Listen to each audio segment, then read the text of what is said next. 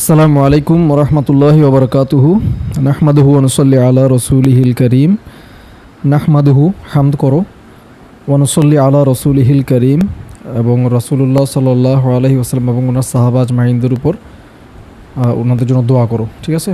আল্লাহুম্মা সাল্লি ওয়া সাল্লিম আলা নবিয়িনা মুহাম্মদ ওয়া আলা আলি মুহাম্মদ কামা সাল্লাইতা আলা ইব্রাহিম ওয়া আলা আলি ইব্রাহিম ইন্নাকা হামিদুম মাজিদ।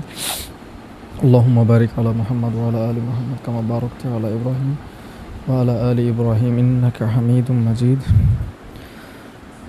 ربي زدني علما ربي اشرح لي صدري ويسر لي أمري واحلل عقدة من لساني يفقهوا قولي آمين يا رب العالمين।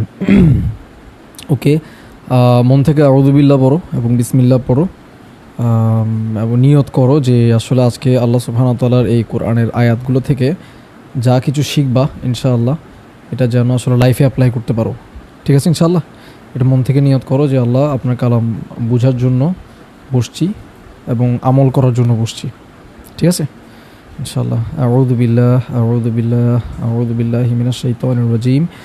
বিসমিল্লাহির রহমানির রহিম। রব্বি জিদনি ইলমান রব্বি ইশরাহ লি সাদরি ওয়া ইয়াসসির লি আমরি ওয়াহলুল উকদাতাম মিন লিসানি ইয়াফকাহু কওলি। আমিন ইয়া রাব্বাল আলামিন। আলহামদুলিল্লাহ। আমরা প্রায় অনেকগুলো সূরার তো আসলে ছোট আমরা ডিসকাশন করছি। আমাদের গোলটা ছিল হচ্ছে সলাতে কিভাবে আমরা কোরআনকে বুঝে অ্যাপ্লাই করব এবং বুঝে অ্যাপ্লাই করার কারণে আমাদের আল্লাহর সাথে যে কথোপকথন বা কনভারসেশন এটা যেন জীবন্ত হয় এবং ওই অনুযায়ী যেন আমরা আমাদের লাইফটাকে রিমাইন্ডারের মাধ্যমে বারবার কী করতে পারি, চেঞ্জ করতে পারি, বেটার করতে পারি। রাইট? তো মনে আছে কিনা যে আমরা সূরা ফাতিহা দিয়ে শুরু করছিলাম, এরপরে আমরা সূরা ফাতিহার পরে আলোচনা করছিলাম সূরা মাউন, এরপর সূরা ইখলাস, এরপর সূরা আত-তাকাসুর, এরপরে তোমার ডিসকাশনে আসছিল হচ্ছে সূরা ফালাক, নাস, এরপর আসছে সূরা লাহাব, নাসর। প্রায় 8টার মতো সূরা হয়ে গেছে আলহামদুলিল্লাহ। তাহলে আজকে হচ্ছে আমরা 9 নম্বর সূরা করব। এটা একটু আমরা লাস্টের 10টা সূরা থেকে একটু সরে যাচ্ছি। এটা হচ্ছে সূরা আল আদিয়াত। সূরা আল আদিয়াত মুখস্থ করছিলা? এটা মিনিং জানো? ওকে, তো আমি জিজ্ঞেস করলে তাহলে ওভাবে রেসপন্স করবা ইনশাআল্লাহ। সূরা আল আদিয়াত থেকে আমরা আজকে নেওয়ার চেষ্টা করব, যেটা আমরা তো আসলে অর্থটা জাস্ট সামারি বলে চলে যাই এবং যেখানে শব্দগুলো নিয়ে একটু ডিসকাশন করা দরকার যাতে আমরা শব্দগুলোকে বেটার ফিল করতে পারি, রিয়ালাইজ করতে পারি। তো ওইখানে ওই শব্দগুলো নিয়ে একটু টাচ করব, কিন্তু মেইন পয়েন্টটা থাকবে আল্লাহ আপনি আমার কাছ থেকে আসলে কী চান এই সূরাটা বলার মাধ্যমে, এই সূরাটা রিভিল করার মাধ্যমে। ও আল্লাহ আপনি আমার মতো বান্দার কাছ থেকে আপনি আসলে কী চাচ্ছেন, আপনি কী চাচ্ছেন ও আল্লাহ এটা আমি রিয়েলাইজ করব, চিন্তা করবো এবং ও আল্লাহ আপনার জন্যই আমি ওইটা করব। যেহেতু আমি আপনার দাস, আমি যেহেতু আপনার দাসত্ব করি, আপনি এই সূরাতে যাই বলছেন, আপনি আমাকে এই সূরার মাধ্যমে যেটাই বলতেছেন ও আল্লাহ আমি ওই অনুযায়ী আজকে থেকে চলবো, ওই অনুযায়ী নিজেকে ঠিক করব, ওই অনুযায়ী অ্যাকশন নিব। ঠিক আছে ইনশাআল্লাহ? তো এটা একটু আমরা নিয়তটা ঠিক করে ফেলি ইনশাআল্লাহ। তো প্রথমেই বলি সূরাটা হচ্ছে মাক্কি সূরা। মাক্কি সূরা মানে রাসূলুল্লাহ সাল্লাল্লাহু আলাইহি ওয়াসাল্লাম যখন মক্কাতে ছিলেন তখন যে সূরাগুলো রিভিল হয় তার মধ্যে এটা একটা। এবং আমরা জানি যে মক্কান লাইফে আসলে আল্লাহ সুবহানাহু ওয়া তাআলা আমাদেরকে কিসের উপর ট্রেনিং দিয়েছেন, সাহাবাদেরকে কিসের উপর ট্রেনিং দিয়েছেন, ওটা হচ্ছে বেস্ট ট্রেনিং। কারণ এই কারণে সাহাবা হয়েছেন, সাহাবা রাদিয়াল্লাহু তাআলা আনহু আজমাইন হয়েছেন। তো বেসিকলি যেটার উপর ট্রেনিং দিয়েছেন সেটা হচ্ছে দুনিয়া যেন আমাদের অন্তর থেকে বের হয়ে যায়, আখিরাতমুখী যেন আমরা হই, আমরা যেন আল্লাহকে ভালোবাসি, আমরা যেন আখিরাতের জন্য কাজ করি। মূলত এটার জন্য আল্লাহ আমাদেরকে প্রিপেয়ার করছেন এবং ওটাতে সাহাবারা এমনভাবে প্রিপেয়ার হয়েছেন যে আল্লাহ এই সূরা আন-নূরে সম্ভবত 55 নম্বর আয়াতে আল্লাহ আমাদের একটা ওয়াদা করছেন যে আল্লাহ আমাদেরকে বিজয় দিবেন, পৃথিবীতে প্রতিষ্ঠিত করবেন আল্লাহর রিপ্রেজেন্টেটিভ হিসেবে, এবং সেটা সাহাবাদের মাধ্যমে আল্লাহ কিন্তু করছেন আলহামদুলিল্লাহ। তো আমরা যদি একই পথ ফলো করি, আমরা যদি আমাদের ইমানটাকে আসলে ঠিক করি এবং কোরআনের যে ডিমান্ড, আল্লাহর যে ডিমান্ড, সেই ডিমান্ডটা বুঝে যদি নিজেদেরকে চেঞ্জ করি, ঠিক করি, অ্যাকশন নিই, কোরআনের মানুষ যদি হয়ে উঠি, তাহলে আল্লাহ আমাদেরকে আবারও সেই শান্তির সময়টা আবার ফিরাই দিবেন ইনশাআল্লাহ। কিন্তু আমরাই আসলে যোগ্য হচ্ছি না, আমরাই আসলে যেভাবে কাজ করা দরকার ওভাবে কাজ করতেছি না। সো আমাদের প্রবলেমের জন্য, আমাদের ইমানের প্রবলেমের জন্য, আমাদের কাজের প্রবলেমের জন্য আল্লাহ আমাদেরকে কি দিচ্ছেন না, আমাদেরকে যেটা দেওয়ার কথা সেটা দিচ্ছেন না। কারণ আল্লাহ তার ওয়াদা রাখেন, আমরাই আমাদের পার্টটা করতেছি না। তো আমরা আমাদের পার্টটা করতেছি না দেখেই প্রবলেম। ঠিক আছে ইনশাআল্লাহ? তো এই সুবাদে বলে রাখি, বারবার যেটা বলি সেটা হচ্ছে অ্যারাবিকটা শিখা লাগবে, অ্যারাবিক অনুযায়ী চিন্তা করা লাগবে, অ্যারাবিক দিয়ে কোরআনকে পড়তে হবে, বুঝতে হবে। কারণ আল্লাহ কোরআনকে অ্যারাবিকই রিভিল করছেন। সূরা ইউসুফে আল্লাহ বলতেছেন যে আমি কোরআনকে অ্যারাবিকে কেন রিভিল করছি, যেন তোমরা বুঝতে পারো। কারণ অ্যারাবিক ল্যাঙ্গুয়েজের মধ্যে এক একটা ওয়ার্ডের এত রকম ডিমেনশন আছে, ওইটা দিয়ে এক একটা মেসেজকে এত সুন্দর করে ফুটিয়ে তোলা যায় যেটা আসলে অন্য ল্যাঙ্গুয়েজের ওই জিনিসটা নাই। এবং এটার আরও অনেকগুলো রিজন আছে, আমি শুধু একটা রিজন বললাম। তো কোরআনকে আরবিকেই বুঝতে হবে, আরবিকেই জানতে হবে, আরবিকেই শিখতে হবে। আমরা দুনিয়ার এটা সেটা পড়ার জন্য বাংলা, ইংলিশ, ফিজিক্স, কেমিস্ট্রি কী পড়তেছি না, সবই পড়তেছি।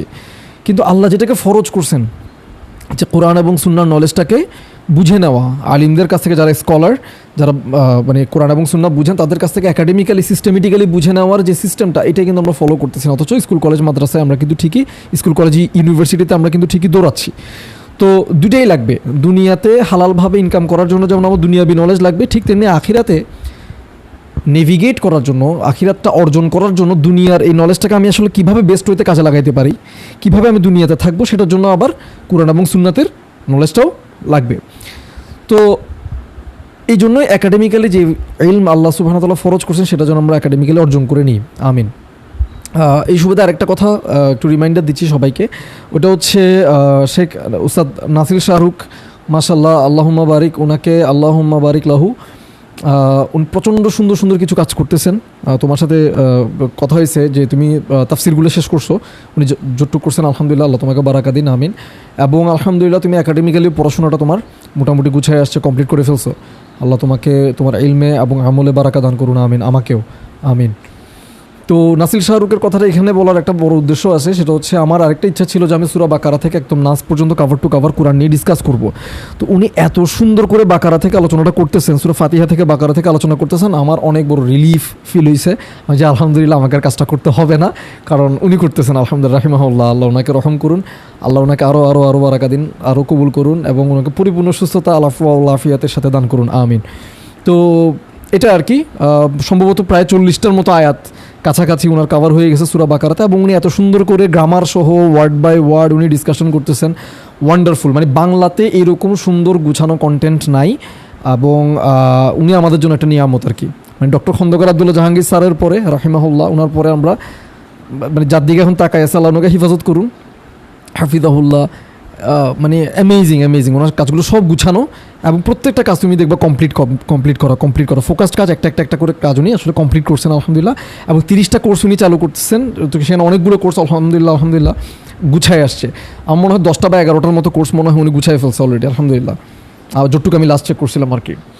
তো যারা এই আলোচনাটা শুনতেছেন, ছোট সূরার আলোচনা যেগুলো শুনতেছেন, সেগুলো এটার পাশাপাশি আপনারা সূরা ফাতিহা এবং সূরা বাকারার উস্তাদ নাসির শাহরুখের আলোচনাগুলো শুনবেন আর কি, এটা আমার রিকোয়েস্ট থাকবে। কারণ আমি আসলে খুব বেশি রেগুলারলি করার সময় সুযোগ সামর্থ্য হয় না, আল্লাহ আমাকে তৌফিক দিন। আমিন। বাট ওনার কাছ থেকে যে কাজগুলো করা আছে এগুলো একদম স্কলারলি লেভেলের কাজ আলহামদুলিল্লাহ। ওইগুলো হচ্ছে অ্যাকচুয়ালি তাফসির। তো ওই তাফসিরগুলো আমি বলবো যে আসলে সবার শোনা উচিত। আর আমার এখানে এগুলো হচ্ছে একদম ছোটোখাটো তাদাব্বুর, আমরা যাতে একটু চিন্তা করি, রিফ্লেক্ট করি। আমারটা কিন্তু তাফসির বলা যাবে না, তাফসির থেকে হেল্প নিচ্ছি, বাট এটা কমপ্লিট তাফসির না। আসলে আমি অলমোস্ট কিছুই কভার করতেছি না। যেমন কালকে না পরশুদিন আলোচনা করলাম কি নিয়ে, সূরা নাসর নিয়ে, না আর নাসর নিয়ে আলোচনা করছি। ওইখানে 3টা আয়াত নিয়ে আসলে কথা বলতে গেলে 3 ঘন্টা আলোচনা করা যায়, কিন্তু আমি ওটা 20 মিনিটে কমপ্লিট করে ফেলছি, যেহেতু আমার সময় টাইম সংক্ষিপ্ত ছিল। আর আমার এখানে যারা আসলে শুনে তারা আসলে খুব মানে তাদের মনোযোগ থাকে না, তারা মনোযোগের জায়গাটা ব্রেনটা নষ্ট করে ফেলছে। সো 10 মিনিট 20 মিনিটের বেশি তারা মনোযোগ দিতেই পারে না। তো 20 মিনিটের বেশি হইলে ঘ্যান ভ্যান শুরু হয়ে যায়, ঠিক আছে। তো আলহামদুলিল্লাহ, আল্লাহ আমাদের উম্মতের আসলে ব্রেনগুলোকে ঠিক করে দিন, মনোযোগ দেওয়ার তৌফিক বাড়ায় দিন। যেখানে আমাদের একজন স্কলাররা যাদের কাজ পড়ে কাজ করতেছি, আলোচনাগুলো সাজাচ্ছি, ওনারা একজন প্রতিদিন 60 পৃষ্ঠা 50 পৃষ্ঠা 60 পৃষ্ঠা করে লিখতেন। তো 50 পৃষ্ঠা 60 পৃষ্ঠা করে লিখতে আসলে কী পরিমাণ মনোযোগ, ধৈর্য এবং সময় দেওয়া লাগে, তাই না? তো আমরা তাদের উম্মাত, তাদের ফলোয়ার, তাদের পরবর্তী জেনারেশন, আমরা কী পরিমাণ অপদার্থ হচ্ছি দিনে দিনে। তো এটা তো আসলে আমাদের সন্তানদের জন্য তো আরও খারাপ সময়, তাই না? আল্লাহ আমাদের সন্ততিদেরকে, আমাদের নেক্সট জেনারেশন, কারেন্ট জেনারেশন সবাইকে আল্লাহ হিফাজত করুন। আমিন। তো মূল আলোচনায় চলে যাই। বিসমিল্লাহির রহমানির রহিম। আল্লাহ সুবহানাহু ওয়া তাআলা একটা কসম দিয়ে শুরু করতেছেন আয়াতটা। আমাদের ওই 3টা আয়াত সংক্ষিপ্ত আলোচনাটা করতে 20 মিনিট লাগছে, প্রায় 22 মিনিটের মতো। এইটা হচ্ছে 11টা আয়াত। তো 3টা আয়াত যদি 20 মিনিট লাগে, 11টা আয়াত কতক্ষণ লাগতে পারে? প্রায় 4 গুণ সময় বেশি লাগবে না? তো 1.5 ঘন্টার মতো সময় লাগার কথা। তো আশা করি আমি অতক্ষণ সময় নিব না, কমানোর চেষ্টা করব, শর্টকাটে শেষ করে দেওয়ার চেষ্টা করব। বাট ইনশাল্লাহ আল্লাহ সবর দান করুন, সহজ করুন। আমিন। তো প্রথম আয়াতে আল্লাহ সুবহানাহু ওয়া তাআলা বলতেছেন ওয়াল আদিয়াতি দবহা। ওয়াল আদিয়াত, এখানে ওয়াও দিয়ে শুরু হয়েছে না? ওয়াওটা হচ্ছে কসম, মানে ওয়াওয়ের অনেকগুলো ইউজেজ আছে, তার মধ্যে একটা হচ্ছে কসম। তো আল্লাহ কেন কসম করতেছেন বা আল্লাহ কখন কসম করেন বা কসমের ইম্প্যাক্টগুলো কী কী? তো ইউজুয়ালি আমরা আসলে কাউকে মনোযোগ আকর্ষণ করার জন্য বা একটা জিনিস সত্য এস্টাবলিশ করার জন্য বা জোর দেওয়ার জন্য আমরা মানুষ হিসেবে কী করি? কসম করি। এবং আমরা জানি যে কসম করার ক্ষেত্রে কিন্তু মানুষ আমরা আল্লাহ ছাড়ার কারো নামে কসম করতে পারবো না। আমাদেরকে যদি কসম করতে হয় কার নামে করতে হবে? আল্লাহর নামে করতে হবে, রাইট? কিন্তু আল্লাহ সুবহানাহু ওয়া তাআলা যখন কসম করবেন, মানে আমাদের জন্য আমাদের উপরে আছেন কে? আল্লাহ। আমাদের উপরে আল্লাহ ছাড়া আর কেউ নাই। কিন্তু আল্লাহর জন্য তো এটা সত্যি না, মানে আল্লাহ তো আলটিমেট ওনার, আলটিমেট অথরিটি। তো ওনার উপরে তো আর কিছু নাই যেটা কসম উনি করবেন। তো উনি যখন কসম করেন তিনি নিজের কসম করেন অথবা সৃষ্টি থেকেই যে কোনো কিছুর কসম করেন এবং সেটা তিনি করতে পারেন। তো তিনি বিভিন্ন সময় বিভিন্ন কারণে কসম করছেন এবং উলামায়ে কেরাম এগুলো সবগুলো ডিসকাশন তাফসির বইগুলোতে নিয়ে আসছেন। তো আমি সংক্ষেপে একটা দুইটা নিয়ে একটু বলি। যেমন উনি যখন কসম করেন এই যে মনোযোগ আকর্ষণ করার জন্য বা এমফাসিস দেওয়ার জন্য বা জোর দেওয়ার জন্য উনি কসম করেন। মানে এমনিতেই ওনার প্রত্যেকটা কথা তো এমনিতেই ভারী। আল্লাহ বলতেছেন, আসমান জমিনের মালিক যিনি তিনিই বলতেছেন, তার কথা এমনিতেই ভারী। তো তিনি আবার কসম করা মানে কথাটা তো আরও বেশি ভারী হয়ে যাচ্ছে। তো সেক্ষেত্রে তিনি যদি নিজের কসম না করে অন্য কিছুর কসম করেন, কোনো সৃষ্টির কসম করেন, তো বলা হচ্ছে যে যেটার কসম করা হচ্ছে সেটা রিলেটেড তিনি কিছু একটা বলবেন বা তিনি যে কথাটা বলতে চান বা যিনি যে কথাটা এখন বলবেন সেটার সাথে রেলিভেন্ট কোনো কিছুর একটা কসম তিনি করেন ওই জিনিসটাকে আরও এস্টাবলিশ করার জন্য। আরেকটা কারণে কসমের কথা আসছে, সেটা হচ্ছে আল্লাহ সুবহানাহু ওয়া তাআলা কোনো যেটা কসম করেন সেটা সাধারণত অনেক সম্মানিত বিষয় হয়। আল্লাহ সুবহানাহু ওয়া তাআলা যেটা কসম করেন সেটা কি? সৃষ্টির মধ্যে, মানে ওনার নিজের কসম করলে তো কসম আলহামদুলিল্লাহ, বাট ওনার নিজের কসম ছাড়া যদি অন্য কিছুর কসম করেন সৃষ্টি থেকেই সেটা কসমটা করতে হবে। তো সেটা কেমন সৃষ্টি? তাইলে বেশ সম্মানিত সৃষ্টি নিয়ে। তো এই পয়েন্টগুলো মাথায় রেখে যদি এখন আমরা দেখি আয়াতটাতে আল্লাহ সুবহানাহু ওয়া তাআলা বলতেছেন ওয়াল আদিয়াতি দবহা, কসম করতেছেন তিনি কিসের? আদিয়াতের কসম করতেছেন। আদিয়াত কথাটার মানে হচ্ছে তীব্র গতিতে দৌড়ানো, তীব্র গতিতে দৌড়ানো এবং আক্রমণ করা টাইপের ইয়ে। হ্যাঁ, তো দবহা মানে হচ্ছে আচ্ছা, আদিয়াত হচ্ছে তীব্র গতিতে দৌড়াচ্ছে। কে দৌড়াচ্ছে? ঘোড়া, যুদ্ধের ঘোড়া। যুদ্ধের ঘোড়া যখন তীব্র গতিতে চরম ঊর্ধ্বশ্বাসে দৌড়ানো যেটাকে বলে, ওইভাবে যখন দৌড়ায় তখন এটাকে কি বলে? আল আদিয়াত বলে। কি বলে? আল আদিয়াত বলে। আর দবেহান বা দবেহা মানে হচ্ছে ঘোড়াটা যখন যান প্রাণ দিয়ে তীব্র গতিতে যখন দৌড়ানো শুরু করে তখন তো ওটাকে আদিয়াত বলে। যুদ্ধের ঘোড়া যখন যান প্রাণ দিয়ে দৌড়ায় তখন সেটা কি বলে? আল আদিয়াত বলে। কিন্তু এই দৌড়ানোর কারণে যখন সে হাঁপায়, জোরে জোরে শ্বাস নিয়ে নেয় এবং ফেলে, ফোঁস ফোঁস করে সে শ্বাস নিতে থাকে, নিঃশ্বাস নিতে থাকে এবং নিঃশ্বাস ফেলতে থাকে। কেন? দৌড়ানোর কারণে, খুব স্পিডে দৌড়ানোর কারণে। তো এটা কুকুরকে আমরা দেখছি অনেক স্পিডে দৌড়ানোর কারণে কুকুর কী করে? হাঁপায় না? ওরকম যুদ্ধের ঘোড়া যখন প্রচণ্ড গতিতে দৌড়ায় তখন সেই ওরকম কি মানে নিঃশ্বাস, জোরে জোরে নিঃশ্বাস নিতে থাকে এবং ফেলতে থাকে। এই জোরে জোরে নিঃশ্বাস নিতে থাকা ফেলতে থাকাকে বলা হয় দবেহা। কি বলে? দবেহা। তো সুবহানাল্লাহ, আরবরা সাধারণত ঘোড়ার ক্ষেত্রেই দবেহা ওয়ার্ডটা ইউজ করতো। মানে ঘোড়ার দৌড়ানোর কারণে যে জোরে জোরে শ্বাস নেওয়া এবং শ্বাস ফেলা, সেটার জন্য কোন ওয়ার্ডটা ইউজ করতো? দবেহা ওয়ার্ডটা ইউজ করতো। তো আল্লাহ এই যে প্রচণ্ড গতিতে দৌড়াইতে থাকা একটা যুদ্ধের ঘোড়া, সে নিঃশ্বাস প্রচণ্ড জোরে জোরে নিঃশ্বাস নিচ্ছে ফেলতেছে, তার কসম করতেছে। তাহলে এই ঘোড়াটার আসলে কত বড় সম্মান। এবং নিশ্চয়ই এই টপিকটার সাথে আমাদের পুরো সূরাটার একটা কি আছে? কানেকশন আছে। বাট আমরা এখন ফোকাস করবো আসলে আয়াতটাতে। আমরা যখন আয়াতটা চিন্তা করতেছি, আয়াতটা যখন শুনতেছি, ওয়ালা আদিয়াতি দবহা, আমার আল্লাহ বলতেছে কসম সেই ঘোড়ার যেটা দ্রুত গতিতে দৌড়ানোর কারণে হাঁপাচ্ছে, সেই ঘোড়ার কি কসম। এখন তোমার মাথায় কি তাহলে একটা ঘোড়ার সিন আসছে না? যে একটা ঘোড়া আসলে প্রচণ্ড গতিতে দৌড়ানোর কারণে হাঁপাচ্ছে, তার হয়তো তুমি জুম করে তার মুখটা দেখতেছো, সে জোরে জোরে নিঃশ্বাস নিচ্ছে ফেলতেছে, হাঁপাচ্ছে, কেমন তোমার মাথায় একটা সিন আসছে, রাইট? সো আল্লাহ সুবহানাহু ওয়া তাআলা তার এই লিটারেচার দিয়ে, তার এই বর্ণনা শৈলী দিয়ে তিনি কিন্তু আমাদের মাথায় একটা চলচ্চিত্র তৈরি করে ফেলতেছেন। আমাদের মাথায় কিন্তু কল্পনাতে, আরবদের সময়ও তারা যখন এরকম একটা জিনিস শুনতেছে তাদের মাথায় কিন্তু সিনটা চলে আসতেছে। কেন? কারণ তারা যুদ্ধ করতো, যুদ্ধের ময়দানে তারা ঘোড়া দেখছে, ঘোড়াকে হাঁপাইতে দেখছে। তো তার মাথায় কিন্তু কি সিন চলে আসতেছে? একটা ঘোড়া জোরে জোরে হাঁপাচ্ছে এবং সেই ঘোড়ার কসম করতেছে। ক্লিয়ার? তাহলে এই সিনটা এখন শুধু তোমার মাথায় আছে, আর কিছু এখন তোমার মাথায় নেই। এবং তুমি চিন্তা করতেছো কসম করতেছে কেন, এই ঘোড়ার কসম করতেছে কেন, রাইট? তোমার মাথায় একটাই সিনটা কি? ঘোড়াটা হাঁপাচ্ছে। সেকেন্ড আয়াতে যাই। সেকেন্ড আয়াতে হচ্ছে ফাল মুরিয়াতি কদহা। ফা মানে হচ্ছে দ্যাটস ওয়াই বা কনসিকুয়েন্টলি বা এই কারণে, মানে সে যে প্রচণ্ড দূর দৌড়ানোর কারণে যে সে যে হাঁপাচ্ছে, এবং এই কারণে ফাল মুরিয়াত, মুরিয়াত মানে হচ্ছে ইরাউ মানে হচ্ছে তোমার আগুন জ্বালানো বা স্পার্ক করা কোনো কিছু। ওই যে রেল লাইনের পাথরগুলো দেখছো বা সিলেটের পাথরগুলো দেখছো, দুইটা পাথর জোরে ঘষা দিলে কি হয়, স্পার্ক করে না? ওই রকম স্পার্ক করা, ওই স্পার্ক করলে তখন এটাকে কি বলে, আলমুরিয়াত বলে। কি বলে? আলমুরিয়াত বলে। ঠিক আছে, আলমুরিয়াত মানে হচ্ছে স্পার্ক করা, স্পার্ক বের হওয়া। আচ্ছা, কদেহা মানে হচ্ছে আঘাত করা, ঘষা দেওয়া, ঘষা দেওয়া বা কি করা, আঘাত করা। তাহলে দুইটা পাথর নিয়ে যদি আমরা এরকম জোরে জোরে আঘাত করি বা ঘষা দিই, এটা কি, কদেহা। তো এখানে কিসের কথা বলা হচ্ছে? এখানে হচ্ছে ঘোড়ার পায়ে, যুদ্ধের ঘোড়ার পায়ে কি লাগানো থাকে, লোহার খুর লাগানো থাকে বা লোহার নাল বা হর্স শু বলে, তো ওটা লাগানো থাকে। তো ওটা যখন মরুভূমির পাথুরে জায়গায় যখন খুব স্পিডে ঘোড়াটা যখন দৌড়াই যাবে, তখন কি হবে, ওই পাথরের সাথে ঘোড়ার নালটা, লোহার যে নালটা পায়ে লাগানো আছে, ওটা জোরে ঘষা খাবে। ঘষা খাওয়ার কারণে কী হবে, স্পার্ক করবে না, প্রচণ্ড স্পার্ক করতে থাকবে। তো আল্লাহ এরপর বলতেছে যে ফালমুরিয়াতি কদেহা, কি হচ্ছে যে মানে স্পার্ক করতেছে, মানে প্রচণ্ড জোরে ঘষা খাওয়ার কারণে ঘোড়ার পাটা লোহার এটা ওটা স্পার্ক করতেছে, স্পার্কের কথাটা আল্লাহ বলতেছে। ঠিক আছে, আচ্ছা নেক্সট তুমি ইয়েতে যাও, সূরা নাম্বার 100-তে যাও, সূরা নাম্বার 100। তারপর ফালমুগীরাতি সুবহা, ফালমুগীরাত মানে হচ্ছে, মুগীরত কথাটা ইগারা থেকে আসছে। ইগারা মানে হচ্ছে তোমার ঝাঁপিয়ে পড়া বা হঠাৎ আক্রমণ করা। কি করা? ঝাঁপিয়ে পড়া বা হঠাৎ আক্রমণ করা। সো ওখান থেকে আল মুগীরত। ঠিক আছে, ঝাঁপিয়ে পড়া বা হঠাৎ আক্রমণ করা। কখন ঝাঁপিয়ে পড়া বা হঠাৎ আক্রমণ করা? সুবেহা, সকাল সকাল। আমরা সুবহে সাদিক বলি না, এটা আমাকে দাও, সুবহে সাদিক বলি না? তো সুবহে সাদিক মানে কি, ওই সুবেহ মানে হচ্ছে কি সকাল সকাল, ভোরবেলা।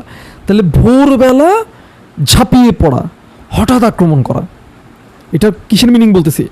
ফালমুগীরাতি সুবহা, ফালমুগীরাতি সুবহা মানে কি এখানে ট্রান্সলেশনে বলতেছে, এবং এরপর হঠাৎ করে সকালবেলা আক্রমণ করলো কে? ওই ঘোড়াটা। তাহলে তিনটা আয়াত বললাম, একটা হচ্ছে আল্লাহ কসম করতেছে সেই ঘোড়াগুলোর যেগুলো ঊর্ধ্বশ্বাসে দৌড়ায়, অতঃপর ঘর্ষণে মানে খুরের ঘর্ষণের কারণে আগুন ছোটায়, এবং এরপর হঠাৎ করে সকালবেলা আক্রমণ করে বসে, সেই ঘোড়ার কসম করতেছে আল্লাহ। তিনটা জিনিস বলছে না। নেক্সট আল্লাহ সুবহানাহু ওয়া তাআলা বলতেছে ফাআসারনা বিহি নাকআ, ফাআসারনা বিহি নাকআর সাধারণ ট্রান্সলেশন বলতেছে কি, এবং সে সময় সে ধুলি উড়ায়। কি উড়ায়? ধুলি উড়ায়। তো এটার ফাআসারনা, ফা মানে এরপর, আসারনা মানে হচ্ছে সে উড়িয়েছিল বা বিক্ষিপ্ত করেছিল বা ধুলি মেঘ, ধুলার একটা মেঘ তৈরি করেছিল। ঠিক আছে, বিহি এখানে হি মানে হচ্ছে ওই যে কেউ বলতেছে ভোরবেলা, কেউ বলতেছে যুদ্ধক্ষেত্র। হ্যাঁ, আচ্ছা এরপরে নাকআ মানে হচ্ছে নিরেট ধুলিকণা বা ধুলোর ঝড়। নাকআ মানে কি? ধুলোর ঝড়, ধুলির ঝড় বা ধুলোকণা, নিরেট ধুলিকণা মানে ওই সে এত স্পিডে যাচ্ছে যে অ্যাজ ইফ ধুলোর একটা ঝড় বয়ে যাচ্ছে। ঠিক আছে, তাহলে আমরা প্রথম থেকে আসি। আল্লাহ কসম করতেছে, কিসের কসম করতেছে? ওয়াল আদিয়াতি দবহা, জোরে জোরে নিঃশ্বাস নেওয়া, ঊর্ধ্বশ্বাসে দৌড়ানো যুদ্ধের ঘোড়ার কসম। তারপর সে কী করতেছে? ফালমুগীরাতি ওয়াল আদিয়াতি দবহা ফালমুরিয়াতি কদেহা, মানে কি সে স্পার্ক করতেছে ঘোড়ার ঘর্ষণের, পায়ের ঘর্ষণের কারণে কি হচ্ছে? স্পার্ক হচ্ছে, আগুন হচ্ছে। ফালমুগীরাতি সুবহা, এবং সকালবেলা হঠাৎ করে সে কী করতেছে? ঝাঁপাই পড়তেছে, এবং এই কারণে কি হচ্ছে? ফাআসারনা বিহি নাকআ, ফাআসারনা বিহি নাকআ মানে কি সে উড়িয়েছিল, বিক্ষিপ্ত করেছিল, এবং কি ওখানে একটা ধুলার একটা ঝড় তৈরি করছে, ধুলার একটা মেঘ তৈরি করছে। রাইট? মাথায় কি সিনগুলো আসতেছে তোমার? এই যখন আল্লাহ কথাগুলো বলছে, মাথায় কিন্তু একটা সিন অটোমেটিক তৈরি হওয়ার কথা, কারণ আল্লাহর কথাগুলোর কারণে আমাদের মাথায় সিনই আসার কথা। হ্যাঁ, সুবহানাল্লাহ। তারপর কি বলতেছে? ফাওয়াসাতুনা বিহি জামআ, ফাওয়াসাতুনা বিহি জামআ। ফাওয়াসাতুনা কথার ওয়াসাতন, আমরা ওয়াসাতন ওয়ার্ডটা শুনছি সূরা বাকারাতে। সূরা বাকারাতে আল্লাহ বলছে তোমরা হচ্ছ কি, আমরা হচ্ছে কি উম্মাতান ওয়াসাতন। উম্মাতান ওয়াসাতন মানে মধ্যবর্তী উম্মত। কেমন উম্মত? মিডল নেশন বা মধ্যবর্তী, মধ্যপন্থী উম্মত। ঠিক আছে, তো এখানে ওই ওয়াসাতন থেকে একই সাথে একই ওয়ার্ড কানেক্টেড এখানে। ফাওয়াসাতনা, ফাওয়াসাতনা মানে হচ্ছে মাঝখানে ঢুকে পড়া, মাঝখানে ঢুকে পড়া। জামআ, জামআ মানে হচ্ছে দল, জামায়াত বলি না আমরা, দল বা শত্রুর বিশাল বাহিনী, এখানে শত্রুর বিশাল বাহিনী বা দলকে বোঝাচ্ছে। তাহলে ঘোড়াটা এই যে স্পিডে আসতেছে এবং সে তার এত স্পিডে আসতেছে যে মরুভূমির পাথরে তার পাটা স্পার্ক করতেছে, কেমন, এরপর সে ধুলোর একটা ঝড় উড়ায় আসতেছে এবং সকালবেলা সে হঠাৎ আক্রমণ করতেছে এবং এখন কি বলছে, শত্রুর একদম মাঝখানে সে ঢুকে গেছে। কোথায় ঢুকে গেছে? শত্রুর একদম মাঝখানে ঢুকে গেছে। এই যে আল্লাহ সুবহানাহু ওয়া তাআলা এতক্ষণ যে সিনটা আমাদের মাথায় তৈরি করলেন, আমরা এখন আবার দেখি তাহলে কি কি বলছেন। সম্ভবত 5টা আয়াত বলছি আমি। প্রথমটা হচ্ছে কি, আল্লাহ কসম করতেছেন, এমন একটা ঘোড়ার কসম করতেছে যে ঊর্ধ্বশ্বাসে দৌড়াচ্ছে, হাঁপাচ্ছে, তার পায়ের সাথে এখন পায়ে ফোকাস করো তুমি, পায়ে কি হচ্ছে, স্পার্ক করতেছে ঘষায়। এবং এরপরে কোথায় ফোকাস করবা, সিন কি আসবে, সকালবেলা হঠাৎ আক্রমণ করতেছে, ভোরবেলা ভোরে একদম ঘুম থেকে উঠে ভোরে আক্রমণ করতেছে এবং আক্রমণ পরে কি ধুলি উঠতেছে, ধুলি উড়ায় সে যাচ্ছে, ধুলির একটা মেঘ তৈরি করে সে যাচ্ছে এবং সে কোথায় গিয়ে ঢুকে যাচ্ছে, শত্রু দলের একদম মাঝখানে সে ঢুকে যাচ্ছে। তাহলে আল্লাহ এমন একটা ঘোড়ার কসম করতেছে যে ঘোড়ার বৈশিষ্ট্য হচ্ছে এগুলা। সে ঘোড়ার মালিককে, যে ঘোড়াকে কিনছে, যে ঘোড়ার মালিক, যে যোদ্ধাটার বা মালিকের আদেশের কারণে সে কি শত্রুর মাঝখানে এইরকম স্পিড নিয়ে ধুলা উড়ায় স্পার্ক করে হাঁপাইতে মানে কি অনেক কষ্ট হচ্ছে তার, হাঁপাচ্ছে এবং স্পার্ক করতেছে এত স্পিডে, সে প্রাণে পণে দৌড়াচ্ছে, যত শক্তি আছে সবগুলো দিয়ে সে দৌড়াচ্ছে এবং ধুলার একটা মেঘ তৈরি করে ফেলছে এবং সে ভোরে সে আক্রমণ করছে। শুধু আক্রমণ করছে তাই না, একদম শত্রু দলের মাঝখানে নিজের জীবনকে বাজি রেখে, নিজের জীবনকে বিপন্ন করে সে কোথায় ঢুকে গেছে, শত্রুদের মাঝখানে ঢুকে গেছে। কার জন্য? মালিকের জন্য।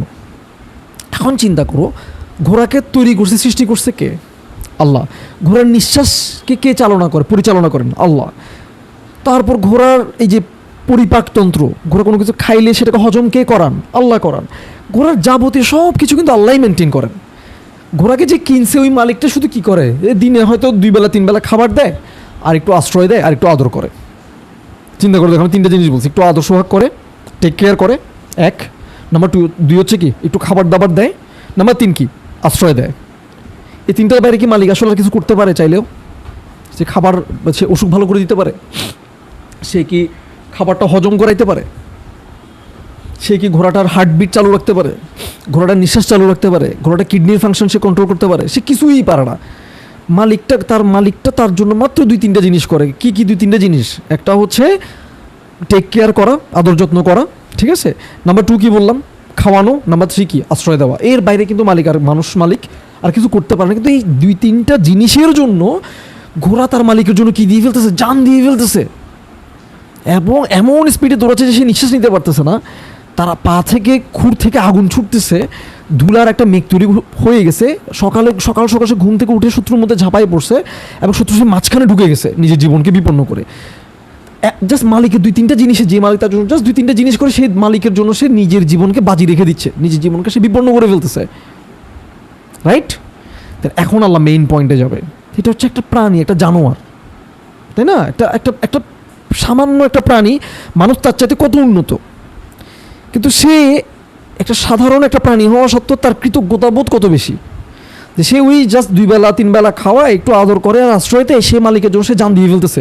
শুধু জান দিয়ে ফেলতেছে তাই না, সে প্রাণে পণে সর্বশক্তি দিয়ে সে মালিকের জন্য খাটতেছে। মালিক যেভাবে বলতেছে, যেদিকে ছুটাচ্ছে সে সেদিকে ছুটতেছে। অলসতা আছে তার মধ্যে? অলসতা নাই। আচ্ছা, এরপর আল্লাহ সুবহানাহু ওয়া তাআলা কি বলছেন? এরপর আল্লাহ সুবহানাহু ওয়া তাআলা বলছেন, ইন্নাল ইনসানা লিরাব্বিহি লাকানুদ। এখন আল্লাহ মেইন পয়েন্টে আসছে। এতক্ষণ আল্লাহ একটা সিন তৈরি করছে এই কথাটা বলার জন্য। কি বলার জন্য? ইন্না, নিশ্চয়ই, অবশ্যই, আল ইনসান মানে কি? মানুষ। লিরাব্বিহি, তার রবের প্রতি। তার এখন আল্লাহ কিন্তু আল্লাহ বলতে পারতো, ইন্নাল ইনসানা লিল্লাহি বলতে পারতো। আল্লাহ কি বলছে? লিরব্বিহি, মানে তার রব মানে কি? যিনি তাকে পালেন, সারাক্ষণ পালতেছেন, সারাক্ষণ টেক কেয়ার করতেছেন। তিনি কিন্তু জাস্ট ঘোড়ার মালিকের মতো মালিক না, তিনি কিন্তু তার শরীরের, তার জীবনের সব কিছু পরিচালনা কে করতেছেন? আল্লাহই করতেছেন।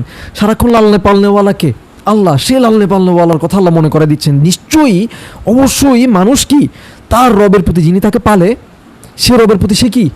লাকানুদ। লাম দিছে না এখানে, একটা লাম তাকিদ মানে এটা জোর দেওয়ার জন্য।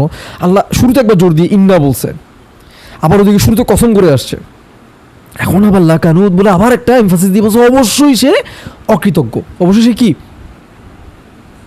বলো, অকৃতজ্ঞ। এখন এই যে সে অকৃতজ্ঞ, এই জায়গাটা লাকানুদ নিয়ে স্কলাররা 3-4টা জিনিস বলছে, 3টা জিনিস বলছে। আমি 3টা জিনিস একটু বলি। আরবি ভাষায় কানুদ হচ্ছে এমন একটা জমিন, যে জমিনটা হচ্ছে পানি বা সার পাওয়ার পরও কোনো ফসল উৎপন্ন করে না, মানে সে শুধু নেয়, তুমি সার দিচ্ছ, পানি দিচ্ছ। কানুদ হচ্ছে এমন একটা জমি যে সার পানি সবগুলো খাইতে থাকে, নিতে থাকে, কিন্তু কিছু দেয় না, কিছু উৎপন্ন করে না, সেখানে নেয়, দেয় না। বুঝতে পারছি? তাহলে মানুষের ক্ষেত্রে এই জমিটার অ্যাপ্লাই করছে না, এই ওয়ার্ডটাই অ্যাপ্লাই করছে না কানুদ। কীভাবে অ্যাপ্লিকেবল? হাসান আল বাসরি রাহিমাহুল্লাহ বলতেছেন যে কানুদ হচ্ছে এমন ব্যক্তি, যে ব্যক্তি আল্লাহর দেওয়া, আসলে আল্লাহ সুবহানাহু ওয়া তাআলা আরেক জায়গায় বলতেছেন, সম্ভবত সূরা ফুসসিলাতে বা ইব্রাহিমে, আমি ভুলে গেছি। আল্লাহ সুবহানাহু ওয়া তাআলা বলতেছেন যে ওয়া ইন তাউদ্দু নি'মাতাল্লাহি লা তুহসুহা, তোমরা যদি আল্লাহর নিয়ামতগুলো কাউন্ট করো, গণো, কখনো গুণে শেষ করতে পারবা না। এখন কানুদ হচ্ছে হাসান আল বাসরি রাহিমাহুল্লাহ বলতেছেন যে ব্যক্তি আল্লাহর দেয়া লক্ষ কোটি নিয়ামত ভুলে যায়, এবং ভুলে সেখানে তার উপর কি দুঃখ আসছে, কি ব্যথা আসছে, কি কষ্ট আসছে, কি হারাইছে, কি বিপদ আসছে, খালি সেইগুলোর কথা বলে, তার মুখে খালি এগুলো আসে। মানে সারাদিনে সে কী বলার কথা, আসলে খালি নিয়ামতের কথা বলার কথা না, সে সারাক্ষণ আল্লাহর নিয়ামত নিচ্ছে, খাচ্ছে, রাইট, পাচ্ছে, কন্টিনিউয়াস, নিঃশ্বাসটাও তো নিয়ামত। কিন্তু সে সারাক্ষণ বলে না যে আল্লাহ আমাকে আরও একটা নিঃশ্বাস দিচ্ছে আলহামদুলিল্লাহ, ও আল্লাহ আমাকে আরও একটা নিঃশ্বাস নেওয়ার তৌফিক দিচ্ছে আলহামদুলিল্লাহ, ও আল্লাহ কার্বন ডাইঅক্সাইডগুলো বের করার তৌফিক দিচ্ছে আলহামদুলিল্লাহ, ও আল্লাহ আবার অক্সিজেন নেওয়ার তৌফিক দিচ্ছে আলহামদুলিল্লাহ, ও আল্লাহ আবার কার্বন ডাইঅক্সাইড ফেলে দিচ্ছে আলহামদুলিল্লাহ, আল্লাহ আবার আমি অক্সিজেন নিচ্ছি আলহামদুলিল্লাহ, আল্লাহ আমার। আসলে তুমি যদি শুধু নিঃশ্বাসের নিয়ামতের শুকরিয়া আদায় করো, নিঃশ্বাস নেওয়া এবং ফেলা, এটা কি তোমার কন্ট্রোলে আছে? তুমি কি আসলে অক্সিজেনটা ফিল্টার করতে পারো? তুমি কি আবার কার্বন ডাইঅক্সাইডটা ফিল্টার করে বের করার কোনো তোমার আছে এবিলিটি, তোমার পাওয়ার আছে না? এটা কে করাচ্ছে? আল্লাহ করাচ্ছে। তুমি শুধু নিঃশ্বাসের জন্য যদি তুমি আলহামদুলিল্লাহ বলতে থাকো, তুমি তো সারাদিনে আর হার্টবিটের জন্য তুমি কখন হামদ করবা? তো প্রত্যেকটা কোষের মাইটোকন্ড্রিয়াগুলো কাজ করতেছে, এটার জন্য কখন হামদ করবা? তোমার ব্রেন সেলগুলো যে কাজ করতেছে, একটা সেলের জন্য কখন হামদ করবা? তোমার যে নিউরনগুলো যে কাজ করতেছে পুরো শরীরে, কখন হামদ করবা? তোমার যে পেটের এই যে পাকস্থলীটা যে কাজ করতেছে, বদহজম হয় নাই আলহামদুলিল্লাহ, কখন হামদ করবা? তোমার লিভার যে কাজ করতেছে, কখন হামদ করবা? তোমার কিডনি যে পুরো বডি রক্তটাকে পরিশোধিত করে ময়লাগুলোকে যে বডি থেকে বের করে দিচ্ছে, কখন হামদ করবা? মানে যদি আসলে আমরা হামদ করতাম, সত্যি যদি আমরা শুকরিয়া আদায়কারী হইতাম, আমরা তো আসলে শুধু নিঃশ্বাসেরটা শেষ করে সারাদিনে শেষ করতে পারতাম না, বাকি অর্গানগুলো বাদ দিছি আমি, ঠিক না? হাসান আল বাসরি রাহিমাহুল্লাহ এক্স্যাক্টলি এটাই বলছে। সে এই লক্ষ কোটি বিলিয়ন ট্রিলিয়ন নিয়ামত, সে এটার কথা সে বলে না, আলোচনা আসলে সে এটার আলোচনা সে করে না। সে কিসের আলোচনা করে? ব্যথার আলোচনা করে, দুঃখের আলোচনা করে, কষ্টের আলোচনা করে, বিপদের আলোচনা করে। এই কথাগুলো উনি বলছেন। তাহলে এটাকে কানুদ, যে ব্যক্তি এরকম করে সে কি কানুদ। ইবনুল আনবারি রাহিমাহুল্লাহ ওনার মতে যে ব্যক্তি, কানুদের আরেকটা মিনিং বলতেছে, যে ব্যক্তি নিজে একা একা ভোগ করে কিন্তু অন্যকে দান করে না, যাদের দরকার তাদেরকে দেয় না, সে নিজেই খায়, অন্যদেরকে খাওয়ায় না, সে টাকা পয়সা আসলে সে নিজের কাছে রাখে, অন্যদেরকে দেয় না। এবং এটা তুমি সবখানে অ্যাপ্লাই করো, স্বাস্থ্য, শক্তি, মানে শক্তিটাকে আমি মানুষের কাজেই তো ব্যবহার করতেছি কিনা, সে করে না। তারপর টাকা দেয় না, তারপরে শক্তি বলো, সময়, এটা আল্লাহর একটা রিজিক, সময়টা মানুষকে দেয় না।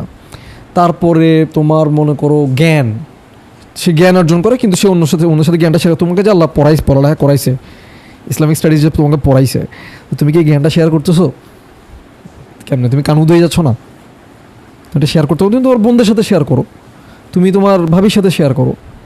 এই যেমন এই যে আল আদিয়াত নিয়ে যে আলোচনা করতেছি, এটা কিন্তু তোমার ভাইয়া রিকোয়েস্ট করছিল, সূরা আল আদিয়াতের আলোচনাটা শেয়ার করতে বলছিল, ডিসকাস করতে বলছিল, তুমি তোমার ভাইয়ের সাথে শেয়ার করো। তুমি এটা নিয়ে তো বসে থাকলে হবে না। মানে ইলম অর্জন করছো অবশ্যই নিজের জন্যই অর্জন করছো, আল্লাহকে পাওয়ার জন্য, আল্লাহর দিকে যাত্রা করার জন্য করছো, আলহামদুলিল্লাহ, আল্লাহুম্মা বারিক, আল্লাহ তোমাকে কবুল করুক। কিন্তু এটা তো নিয়ে বসে থাকার ডিমে তা দেওয়ার জিনিস না, এটা তো মানে তুমি দিতে হবে মানুষকে, নইলে তোমার ইলমটা চলে যাবে। তুমি যাই তাফসির শিখতেছো, তুমি যদি আরেকজনকে না শিখাও, তোমার এটা থাকবে না। বুঝতে পারছো? তো জ্ঞানেরও জাকাত আছে। জ্ঞানের জাকাত কি? যে শেয়ার করা। তোমার জ্ঞানটাকে আল্লাহ পবিত্র করবে, আল্লাহ আরও বাড়াই দিবে। জাকাতের দুইটা মিনিং, একটা হচ্ছে বাড়াই দেওয়ার, একটা কি পবিত্র করা, দুইটাই করবে আল্লাহ। আল্লাহ তোমার জ্ঞান আরও বাড়াই দিবে, আর তোমার ভিতরের ইন্টারনাল পবিত্রতাও বাড়বে, তোমার তাজকিয়া হবে। বুঝতে পারছো? তাহলে টাকা তুমি দিবা, তুমি ইলম শেয়ার করবা, তুমি করবা তো, নাকি এগুলো খালি এমনি শুধু শুধু শুনতেছো? তো করবা, নিয়ত করো এবং স্টেপ নাও। প্রতিদিন 5 মিনিট তুমি কিছু একটা শেয়ার করো, কিন্তু করো। তোমার বোনদের সাথে করো, তোমার আম্মুর সাথে করো, যাদের সাথে পারো করো, ঠিক আছে? তারপরে কি বললাম, তোমার শক্তি দিয়ে মানুষকে তুমি হেল্প করবা। তারপরে এই যে তুমি যখন রান্না করবা, মনে করো যদি কখনো রান্না করো, তুমি যদি কখনো কাপড় ধো, যে কোনো কাজ তুমি যখন করো, যেখানে তুমি শক্তি খরচ করতেছো, তুমি এটা কি আসো আল্লাহর দেওয়া রিজিক থেকে তো খরচ করতেছো, আল্লাহর কাছে রিওয়ার্ড চাইবা ওটার জন্য, ঠিক আছে? তো মানুষের উপকারে এই যে যত রিজিক আল্লাহ দিছে, সময়, জ্ঞান, স্কিল, যেমন তুমি মাঝে মাঝে আব্বুর ফোনে কোনো সমস্যা হইলে তুমি কি করো, তোমার স্কিল দিয়ে তুমি এটা ঠিক করে দেওয়ার চেষ্টা করো, তাহলে এটা কি তুমি আসলে শেয়ার করতেছো, তুমি উপকার করতেছো। তো আমাদের কাজ হবে আসলে কল্যাণ করা, বেশি বেশি মানুষের কি করা, কল্যাণ করা, যাতে আমরা কানুদ না হয়ে যাই। আচ্ছা, তো এটা হচ্ছে কানুদের মিনিং কি বলছে, সে একা ভোগ করে কিন্তু অন্যদেরকে দিতে থাকে না। মুসলিমরা কি এরকম হবে? মুসলিমরা তো এরকম হবে না, মুসলিমরা দিতে থাকবে দিতে থাকবে দিতে থাকবে, বুঝতে পারছো? নেক্সট আরেকটা থার্ড মিনিং, লাস্ট মিনিং, সেটা হচ্ছে আবু বকর আল ওয়াসিতির মতে আল্লাহর দেওয়া, যে ব্যক্তি আল্লাহর দেওয়া শক্তি ও সম্পদকে আল্লাহর অবাধ্যতার কাজে ব্যয় করে। এতক্ষণ কি দেখছি, দেয় না, অনুর্বর, সে নিজে খায় খালি, নিজে নেয় খালি, দেয় না। এখানে কি বলছে, সে তো নেয়, শক্তি সম্পদ যা আছে যাই দেয় আল্লাহ সবই নেয়, নিয়ে আবার সেটা ব্যয় করে কোথায়, ভালো কাজে না, খারাপ কাজে ব্যয় করে। সময়টা সে ব্যয় করে কোথায়, আল্লাহ অসন্তুষ্ট হবে এমন কাজে। ইলমটা সে ব্যয় করে কোথায়, আল্লাহ অসন্তুষ্ট হবে এমন কাজে, ইলম থাকার পরও। তো অবাধ্যতার কাজে সে ব্যয় করে, তাহলে এরকম ব্যক্তি হচ্ছে কি, কানুদ। আল্লাহ বলতেছে নিশ্চয়ই, অবশ্যই মানুষ হচ্ছে তার রবের প্রতি লা কানুদ, অবশ্যই কানুদ, অকৃতজ্ঞ। কেমন অকৃতজ্ঞ, সে শুধু কৃতজ্ঞতা তো প্রকাশ করেই না, ওটা দুঃখ কষ্টের কথা বলে খালি, বুঝতে পারছি? অন্যদেরকে দেয় না, দেয় তো না, উল্টা আবার অবাধ্যতার কাজেও ব্যয় করে। তাহলে কানুদ ওয়ার্ডটার মধ্যে কতগুলো জিনিস আসছে, ট্রান্সলেশনে কি এতগুলো জিনিস আসে? এই জন্যই আরবিকটা ইম্পর্টেন্ট, বুঝতে পারছো?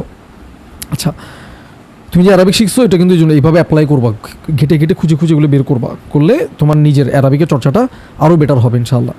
আচ্ছা, এরপর কি, ওয়া ইন্নাহু আলা যালিকা লাশাহিদ। আল্লাহ আবার বলছে ওয়া ইন্নাহু, আবার আল্লাহ বলছে অবশ্যই, হু সে, আলা যালিক এই ব্যাপারে, এটার উপরে সে নিজেই কি শাহিদ, শাহিদ বললেই হতো। শাহিদ মানে যে শহীদ বলি না আমরা, শহীদ বা শাহিদ, শাহিদ মানে যে সাক্ষ্য দেওয়া, সে নিজেই এই ব্যাপারে সাক্ষী। এবং শুধু সাক্ষী বলে না, লা শাহিদ বলছে, শুরুতে ইন্না বলছে, অবশ্যই সেই ব্যাপারে সাক্ষী, এবং লা শাহিদ শুধু সাক্ষী না, অবশ্যই নিঃসন্দেহে সেই ব্যাপারে সে নিজেই সাক্ষী। মানে সে যে লা কানুদ, সে যে অবশ্যই যে সে কানুদ, অকৃতজ্ঞ, অনুর্বর, দেয় না, অবাধ্যতার কাজে ব্যয় করে, এই ব্যাপারে সে কে ভালো জানে, সে নিজেই এটা ভালো মতো জানে। সে যে এরকম মানুষ, নিজেই এটা এই ব্যাপারে একদম ক্লিয়ারলি জানে, সে নিজেই এই ব্যাপারে সাক্ষী, মানে আর কাউকে লাগতেছে না, সে নিজেই যথেষ্ট তার ব্যাপারে, তার এই খারাপ গুণটার ব্যাপারে সাক্ষী দেওয়ার জন্য। এখান থেকে আমাদের লেসন কি, আমরা আসলে অকৃতজ্ঞ হব না, দিব দিব দিব দিব দিব। এবং বলার সময় সারাদিন কি আল্লাহর হামদের কথাগুলো চিন্তা করব। কারেন্ট চলে গেছে, হামদের পয়েন্টটা কি, আলহামদুলিল্লাহ আল্লাহ আমাদেরকে এতক্ষণ কারেন্ট দিয়েছেন। হ্যাঁ, কারেন্ট চলে গেছে, খারাপ লাগছে, ইন্না লিল্লাহি ওয়া ইন্না ইলাইহি রাজিউন। বিপদ হয়েছে, কারেন্ট চলে গেছে, আমরাও তো আল্লাহর দিকে চলে যাব, নিজেকে মৃত্যুর কথা স্মরণ করাই দিলাম। তারপর কি বলবো, আল্লাহুম্মা আজুরনি, ও আল্লাহ আমাকে দান করেন, আজর দেন। আল্লাহুম্মা আজুরনি ফি মুসিবাতি, এই মুসিবতে, ও আখলিফলি খায়রাম মিনহা, এবং এর চেয়ে উত্তম কিছু আমাকে বদলাই দেন। দোয়া করার অপূর্ব সুযোগ। আল্লাহ এই কারেন্ট যাওয়ার বিনিময়ে আল্লাহ তোমাকে আর উত্তম কিছু দান করবেন, ঠিক আছে? তাহলে এই যে হামদ করবো, যে নিয়ামতটা পাইছি সেটার জন্য, আর যেটা চলে গেছে সেটার সাথে সাথে আল্লাহকে কি বলবো, মুসিবত আসলে কি বলতে বলছে, ইন্না লিল্লাহি ওয়া ইন্না ইলাইহি, নিজেকে নিজের মৃত্যুর কথা নিজেকে স্মরণ করাই দিচ্ছি। শুধু এটা চলে গেছে তাই না, সবই তো আল্লাহর দিকে চলে যাচ্ছে, ইভেন আমিও তো আল্লাহর দিকে চলে যাচ্ছি। তাহলে আমার আল্লাহর দিকে যাওয়ার প্রস্তুতি নেওয়া দরকার। কারেন্ট চলে গেছে, যে কোনো কিছু চলে গেছে, যে কোনো একটা বিপদ আসছে, সাথে সাথে আসলে আমাদের কিসের স্মরণ করার কথা, নিজের মৃত্যুর কথা স্মরণ করার কথা, যে এটা তো ছোট ছোট মুসিবত, এর চেয়ে তো বড় মুসিবত তো আসতেছে, আমি কি সেটার প্রস্তুতি নিচ্ছি? কেমন আমরা কি, ওরে কি গরম পড়তেছে, ওরে কি বৃষ্টি পড়তেছে, ওরে কি ঠান্ডা পড়তেছে, লাকানুদ, অকৃতজ্ঞ। কি কি দিছে আল্লাহ ওইটার কথা বলতেছি না, আরে আমার যে শীত লাগতেছে আলহামদুলিল্লাহ, কি আমার চামড়া ঠিক আছে, আমার নার্ভাস সিস্টেম ঠিক আছে, যে আমি ঠান্ডাটা ফিল করতেছি, আমি অনেক ঘামাচ্ছি, আমার অনেক এখন গরম লাগতেছে। এখানে হামদের পয়েন্ট কি, আল্লাহ আমার ঘর্মগ্রন্থিগুলোকে ঠিক রাখছেন, ঘামের মাধ্যমে আমার শরীরের যে টেম্পারেচার, সেটাকে আল্লাহ কুল ডাউন করার যে ব্যবস্থাটা বানাইছেন, সেটা কাজ করতেছে আলহামদুলিল্লাহ। আমরা ওরে আল্লাহ আবার গরম লাগতেছে, ও আল্লাহ আবার গোসল করতে হবে। আমরা শুধু কিসের দিকে তাকাই দেখো তো, অকৃতজ্ঞ হওয়ার পয়েন্টগুলোর দিকে তাকাই, অথচ সেগুলো তো অকৃতজ্ঞ হওয়ার পয়েন্ট না, আমরা শুধু খুঁটে খুঁটে উঠে বের করি। এবং আল্লাহ কি বলতেছে, যে সে নিজেই নিশ্চয়ই, কোনো সন্দেহ না যে সেই ব্যাপারে সে নিজেই সাক্ষী। সত্যি আল্লাহ তো ঠিকই বলছে, রাইট? তারপর ওয়া ইন্নাহু লিহুব্বিল খায়রি লাশাদীদ, এবং নিশ্চয়ই সে কোনো সন্দেহ নাই যে সে হুব মানে হচ্ছে ভালোবাসা, ইন্টেন্স ভালোবাসা, প্রচণ্ড ভালোবাসা। লিহুব মানে হচ্ছে হুব্বের জন্য, সে ভালোবাসার জন্য কি লিহুব্বি বা ভালোবাসার প্রতি সে কিসের প্রতি ভালোবাসার কথা বলছে? আল খৈর মানে উলামায়ে কেরাম ডিসকাস করতেছেন যে আল খৈর মানে হচ্ছে ধন সম্পদ। আল খৈর মানে কি? খৈর মানে তো কল্যাণ। তো এইখানে আল্লাহ কেমন কল্যাণের কথা মিন করতেছেন? খৈর মানে তো সব রকম কল্যাণ, বাট উলামায়ে কেরাম একটু আলাদা করে স্পেসিফাই করছেন যে স্পেশালি কিসের প্রতি? ধন সম্পদের ভালোবাসা। লিহুব্বিল খৈর মানে কি? কিসের ভালোবাসা? খৈর বা ধন সম্পদ বা দুনিয়াবি যে জিনিসপত্র যা আছে আর কি, আমাদের কাছে যেটাকে খৈর মনে হয়। তো মেইন তো ধন সম্পদ ছাড়া আরও যাবতীয় যে জিনিসপত্রগুলো আমাদের আছে সবগুলোই আমরা খৈর মনে করি। সেই খৈরের প্রতি এত তীব্র ভালোবাসা, কেমন তীব্র? আল্লাহ বলছে লা শাদীদ। তাসদীদ কথাটা আমরা জানি, তাসদীদ মানে খুব জোরালো বা শাদীদ কথাটা মানে প্রচণ্ডভাবে তীব্রভাবে। তার আগে আবার একটা লা লাগাইছে, শুরুতে আবার ইন্না বলছে, মানে এত তীব্র। কিসের প্রতি ভালোবাসা তীব্র? দুনিয়ার জিনিসপত্রের প্রতি, দুনিয়ার যে সো কল্ড যেটাকে আমরা কল্যাণ মনে করি, খৈর মনে করি, অথচ খৈর কি? ওয়ালাল আখিরাতু খায়রু, আরে ভুলে গেছি, ওয়াদ্দুহা ওয়াল্লাইলি ইযা সাজা, একটু মনে করো। ওয়ালাল আখিরাতু খায়রুল লাকা মিনাল উলা। আল্লাহ বলতেছে খৈর কিসে? আসলে খৈর হচ্ছে আখিরাত, হচ্ছে খৈর। দুনিয়ার চাইতে খৈর কোথায় বেশি? আখিরাত বেশি উত্তম। কিন্তু আমরা কোন খৈর নিয়ে ডুবে আছি? দুনিয়ার খৈর নিয়ে। দুনিয়ার খৈরের কারণে আমাদের কি হয়? আমরা আখিরাতের খৈরটা ভুলে যাচ্ছি। এবং দুনিয়ার খৈরের প্রতি আমাদের ভালোবাসা এত তীব্র, সন্তানটির প্রতি ভালোবাসা আমাদের তীব্র, ধন সম্পদের প্রতি ভালোবাসা আমাদের তীব্র, হাজব্যান্ড বা ওয়াইফের প্রতি ভালোবাসা, বাবা মা, ঘর, বিজনেস, ইনকাম সোর্স, এটা নিয়ে সূরা তাওবার 24 নম্বর আয়াতে আল্লাহ এই খৈরগুলোর আবার একটা বর্ণনা দিছে। 8টা ক্যাটাগরি আল্লাহ ওখানে বলছে। কয়টা ক্যাটাগরি? 8টা ক্যাটাগরি। বলছে এই জিনিসগুলো যদি তোমাদের কাছে আল্লাহ, তার রাসূল এবং তার রাস্তায় মুজাহাদা করা, পরিশ্রম করা, সাধনা করা, চেষ্টা করা, সংগ্রাম করার চাইতে যদি বেশি প্রিয় হয়, তাহলে ওয়েট করো। এটা হচ্ছে আল্লাহর হুমকি।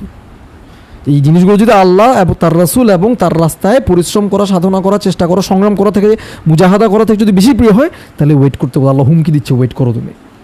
আমি বলতেছে যে আল্লাহ ফাসিকদেরকে কি করেন? আল্লাহ হিদায়াত দেন না বলছে। আল্লাহ আয়াতটা শেষ করতেছি বাবা, আল্লাহ ফাসিকদেরকে হিদায়াত দেন না। তাহলে আমরা আসলে এই জিনিসগুলোর প্রতি ভালোবাসা বেশি হয়ে গেলে আমরা ফাসিকদের অন্তর্ভুক্ত হয়ে যাওয়ার সম্ভাবনা দেখতেছি, রাইট? এবং আল্লাহ আমাদের থেকে হিদায়াত কেড়ে নেওয়ার সম্ভাবনা আছে। হিদায়াত দেন না বলতেছে আল্লাহ, বুঝতে পারছো? তো এটা আমরা যখন ফজরের নামাজের দিকে যদি তাকাই, অনেক সময় এরকম ইচ্ছা হয় না একটু বেশি ঘুমাই, ফজরে জামাতে না যাই, ঘুমাই থাকি। তাহলে ভালোবাসাটা কি আল্লাহর প্রতি বা আখিরাতের প্রতি নাকি দুনিয়ার খৈরের প্রতি? তাহলে এটা তো উচিত না, আমার তো ক্ষতি করতেছি আমি, তাই না? এই জিনিসগুলো খেয়াল করা। এবং আল্লাহ বলতেছে যে এই খৈরের প্রতি, ধন সম্পদের প্রতি আমাদের ভালোবাসা হচ্ছে লাশাদীদ, খুবই তীব্র। আমাদের অন্তরের ভালোবাসা আল্লাহর প্রতি না, কিসের প্রতি? দুনিয়ার ধন সম্পদের প্রতি, দুনিয়ার এইসব খৈরের প্রতি সে খুবই আসক্ত, একদম মানে ভালোবাসায় ডুবে আছে এরকম। কিন্তু মুসলিম বা মুমিনদের অন্তর কিন্তু এরকম হওয়ার কথা না। তাদের অন্তর আল্লাহ ছাড়া, আল্লাহ সন্তুষ্টি ছাড়া কিছুই থাকার কথা না। ধন সম্পদ থাকবে, তাদের কোথায় থাকবে? হাতে থাকবে। এটা হাতে আসবে, যাবে, আসলে সে হামদ করবে, না আসলেও সে হামদ করবে, আলহামদুলিল্লাহ। কারণ রিজিক আল্লাহ যেভাবে উত্তম সেভাবেই দিবে। তাকে যদি আল্লাহ খাওয়ায় সে হামদ করবে, না খাওয়াইলেও সে সবর করবে, সে কমপ্লেন করবে না। আল্লাহ তোমাকে আজকে কালকে পরশু না খাওয়াই রাখতে পারে না? পারে নাকি পারে না? পারে। পারলে কি এটা ওকে নাকি ওকে না? কমপ্লিটলি ওকে। আল্লাহর ইচ্ছা, আল্লাহ বান্দাকে খাওয়াবে নাকি খাওয়াবে না, এটা আল্লাহর ব্যাপার, তাই না? কমপ্লেন করার কোনো সুযোগ আছে? সুযোগ তো নাই, উল্টা আমাদের হামদ করা উচিত, তাই না? সুবহানাল্লাহ। আচ্ছা, এরপর আল্লাহ কি বলতেছে? আফালা ইয়ালামু ইযা বু'থিরা মা ফিল কুবুর ওয়া হুসিলা মা ফিস সুদূর। দুইটা কথা বলতেছে আল্লাহ। আফালা ইয়ালামু, কি জানে না? ইযা বু'থিরা, যখন বের করে আনা হবে, উত্থিত করা হবে, মা ফিল কুবুর, কবরে যা আছে তা সব কিছুকে যখন বের করে আনা হবে, এই যে বের করে আনা হবে, সে কি জানে না? আমরা কি জানি না? কবর থেকে আমাদেরকে যে বের করে আনা হবে, আমরা কি জানি না? জানি। আল্লাহ এটা রিটোরিক্যাল কোয়েশ্চেন করতেছে, সে কি জানে না? যেমন আমরা যদি বলি যে, মনে করো অমুকের টিচার বাসায় পড়াইতে আসবে, তো আমি বললাম যে কিরে ও হোমওয়ার্ক করে না কেন? ও কি জানে না ওর টিচার আসবে? আমিও জানি যে ওর টিচার আসবে, ও জানে ওর টিচার আসবে, কিন্তু কোয়েশ্চেনটা আমি কেন করতেছি? আসলে মনে করাই দিচ্ছি কি ও জানে না ওর টিচার আসবে। What is he doing? কী করতেছে ও? এভাবে আমরা কথা বলি না, ও করতেছে রে কি? কি জানে না যে এখন ফজর হয়ে গেছে? ও কি জানে না আজান দিলে নামাজ পড়তে যেতে হবে? আমরা এভাবে তো বলি, তাই না? আল্লাহ বলতেছেন যে সে কি জানে না যে তাকে মানে কবরে যা আছে তার সবগুলোকে যখন উত্থিত করা হবে, বের করে আনা হবে, তখন কি হবে? ওয়াহুসিলা মানে হচ্ছে প্রকাশ করে দেওয়া হবে, মাহফিস সুদূর, অন্তরে যা আছে তা সব কিছুকে প্রকাশ করে দেওয়া হবে। কিন্তু ভয়ের পয়েন্ট কি? কবরে যা আছে সব বের করে আনা হবে, মানে কি আমাদের সবাইকে বের করে নিয়ে আসবে। ওয়াহুসিলা মাহফিস সুদূর, তার অন্তরে যা আছে তাও সব বের করে আনা হবে। এটা ডেঞ্জারাস পয়েন্ট কেন জানো? কারণ আচ্ছা পরের পয়েন্টটাও বলি, ইন্না নিশ্চয়ই রব্বাহুম, তাদের যে রব, তাদের লালনে পালনেওয়ালা যে রব, বিহিম ইয়াউমা ইদিন, সেই দিন, লা খবীর, তিনি অবশ্যই তিনি সেই দিন সব কিছু সম্বন্ধে কি অবহিত থাকবেন। নিঃসন্দেহে তাদের যে লালনে পালনেওয়ালা প্রতিপালক সেদিন তাদের সম্পর্কে পুরোপুরি অবহিত থাকবেন। লা খবীর, অবশ্যই অবহিত থাকবেন, তাদের ব্যাপারে সব কিছু তিনি জানবেন। কোন দিনের কথা বলা হচ্ছে? এই যে পুনরুত্থিত করা হবে, পুনরুত্থান দিবসের কথা বলা হচ্ছে। আমাদের কবর থেকে বের করে আনা হবে, শুধু তাই না, আমাদের অন্তরে যা কিছু ছিল আছে এগুলো সবগুলো আল্লাহ কি করে দিবেন? প্রকাশ করে দিবেন। কি করে দিবেন? প্রকাশ করে দিবেন। তো এখানে টেনশনের বিষয় কি বলো তো? প্রকাশ করে দিলে সমস্যা কি? অন্তরে যা আছে তা প্রকাশ করে দিলে সমস্যা কি? কি করছি সেটা তো আমলনামা, এটা তো বাইরের জিনিস। অন্তরে কি আছে? অন্তরের আল্লাহ বলতে ওয়াহুসিলা মাহফিস সুদূর, তাদের বুকের মধ্যে যা আছে তাও বের করে দেওয়া হবে, প্রকাশ করে দেওয়া হবে। বুকের মধ্যে কি থাকে? হার্ট থাকে বলিও না আবার, লাংস থাকে বলিও না আবার। বুকের ভিতরে কি থাকে? মানে আমাদের অন্তরের ভিতরে কি থাকে? ভালোবাসা থাকে, তাই না? আমাদের ভালোবাসা কিসের প্রতি বলছি একটু আগে? লিহুব্বিল খায়রি লাশাদীদ বলছে না? কিসের প্রতি? দুনিয়ার ধন সম্পত্তি শুরু করে দুনিয়া যত রকম কল্যাণ খাইর আছে সেটার প্রতি আমাদের ভালোবাসা, এই ভালোবাসা প্রকাশ হয়ে যাবে। ভালোবাসা যে আল্লাহর প্রতি ছিল না, এটা প্রকাশ হয়ে যাবে। তাহলে আমরা যা কাজকর্ম করতেছি শুধু কার জন্য করার কথা? শুধু কার জন্য করার কথা? শুধু আল্লাহর জন্য করার কথা। তুমি রান্না যখন করবা, তুমি যে কোনো একটা কাজ যখন করবা, মশারি ডাঙাবা, কার জন্য করবা? আসলে আল্লাহর জন্য করবা। আমার কোনো আমি মশারি ডাঙাচ্ছি, আমি কার জন্য করার কথা? শুধু আল্লাহর জন্য। আমি যদি তোমাকে খুশি করার জন্য করি, আল্লাহ সেটা ওদিন প্রকাশ করে দিবেন যে আমার নিয়তে আসলে শুধু আল্লাহ সন্তুষ্টি ছিল না, আল্লাহ সন্তুষ্টির পাশাপাশি তোমার সন্তুষ্টি ছিল, অমুকের সন্তুষ্টি ছিল, তমুকের সন্তুষ্টি ছিল, প্রকাশ করে দেওয়া হবে। তাইলে খেয়াল করো, আমাদের অন্তরের ভালোবাসাটা শুধু পাওয়ার, একদম আলটিমেট ভালোবাসা, সবচেয়ে তীব্র ভালোবাসা পাওয়ার একমাত্র দাবিদার আসলে কে? শুধুই আল্লাহ। কেমন? দুনিয়ার কোনো কিছুকে আমাদের কোনো কল্যাণ অকল্যাণ করতে পারে না। এটা আল্লাহ কোরআন একদম ক্লিয়ারলি বলছে যে আল্লাহ ছাড়া দুনিয়ার কোনো কিছুই কোনো কল্যাণও করতে পারে না, অকল্যাণও করতে পারে না। তাহলে দুনিয়ার কোনো কিছুর জন্য আমি তাহলে কেন করবো?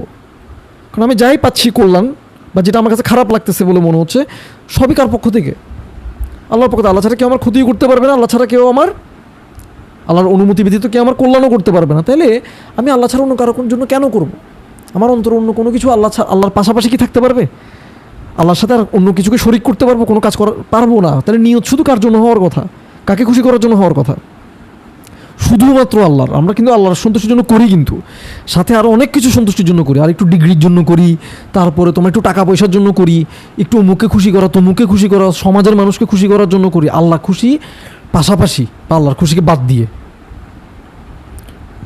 খেয়াল করছো তো? এই যে কিংবা নিজের খুশির জন্য করি।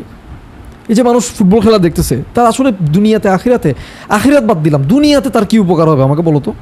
একটা উপকার বলো। সাময়িক আনন্দ ছাড়া আসলে তো কোনো সত্যিকারের কোনো উপকার কিন্তু তার নাই। সে করতেছে কেন তাইলে? সে কিন্তু ফজরের নামাজের জন্য সে জাগে না, সে ফজরের জন্য উঠে না, সে কিন্তু খেলা দেখার জন্য উঠে। তাহলে তার ভালোবাসা কিসের প্রতি? আল্লাহর প্রতি হুব নাকি খেলার প্রতি হুব? খেলার প্রতি। এটা প্রকাশ করে দেওয়া হবে সেদিন। এবং এই যে সবার সামনে যে প্রকাশ করা হবে, এটা কি আমাদের জন্য সম্মানের ব্যাপার হবে নাকি অসম্মানের ব্যাপার হবে? লাঞ্ছনার ব্যাপার হবে না? আল্লাহ আমাদেরকে হিফাজত করুন। এই যে আমাদের নিয়ত, আমাদের কাজ, সব কিছু যে অন্তর থেকে বের করে আনা হবে, আমাদের নিয়তের মধ্যে যে উল্টাপাল্টা থাকে, এটা যে প্রকাশ করে দেওয়া হবে, এটা ভয় করা উচিত। এবং আল্লাহ নিজে তো সেদিন অবহিত থাকবেন, সেদিন তিনি এটাকে আবার প্রকাশও করে দিবেন। আল্লাহ, তাহলে আমাদের কি ঠিক করা উচিত বলো তো? কি ঠিক করা উচিত এখানে? এবং ঘোড়ার সাথে যদি এখন আমার তোমার কম্পেয়ার করি, কম্প্যারিজনটা কি? আমার তোমার তো শুধু আল্লাহ খাওয়ায় আর আশ্রয় দেয় তা না, আমার তোমার তো মালিকও উনি, স্রষ্টাও উনি, সব কিছু মেনটেনও উনি করতেছে।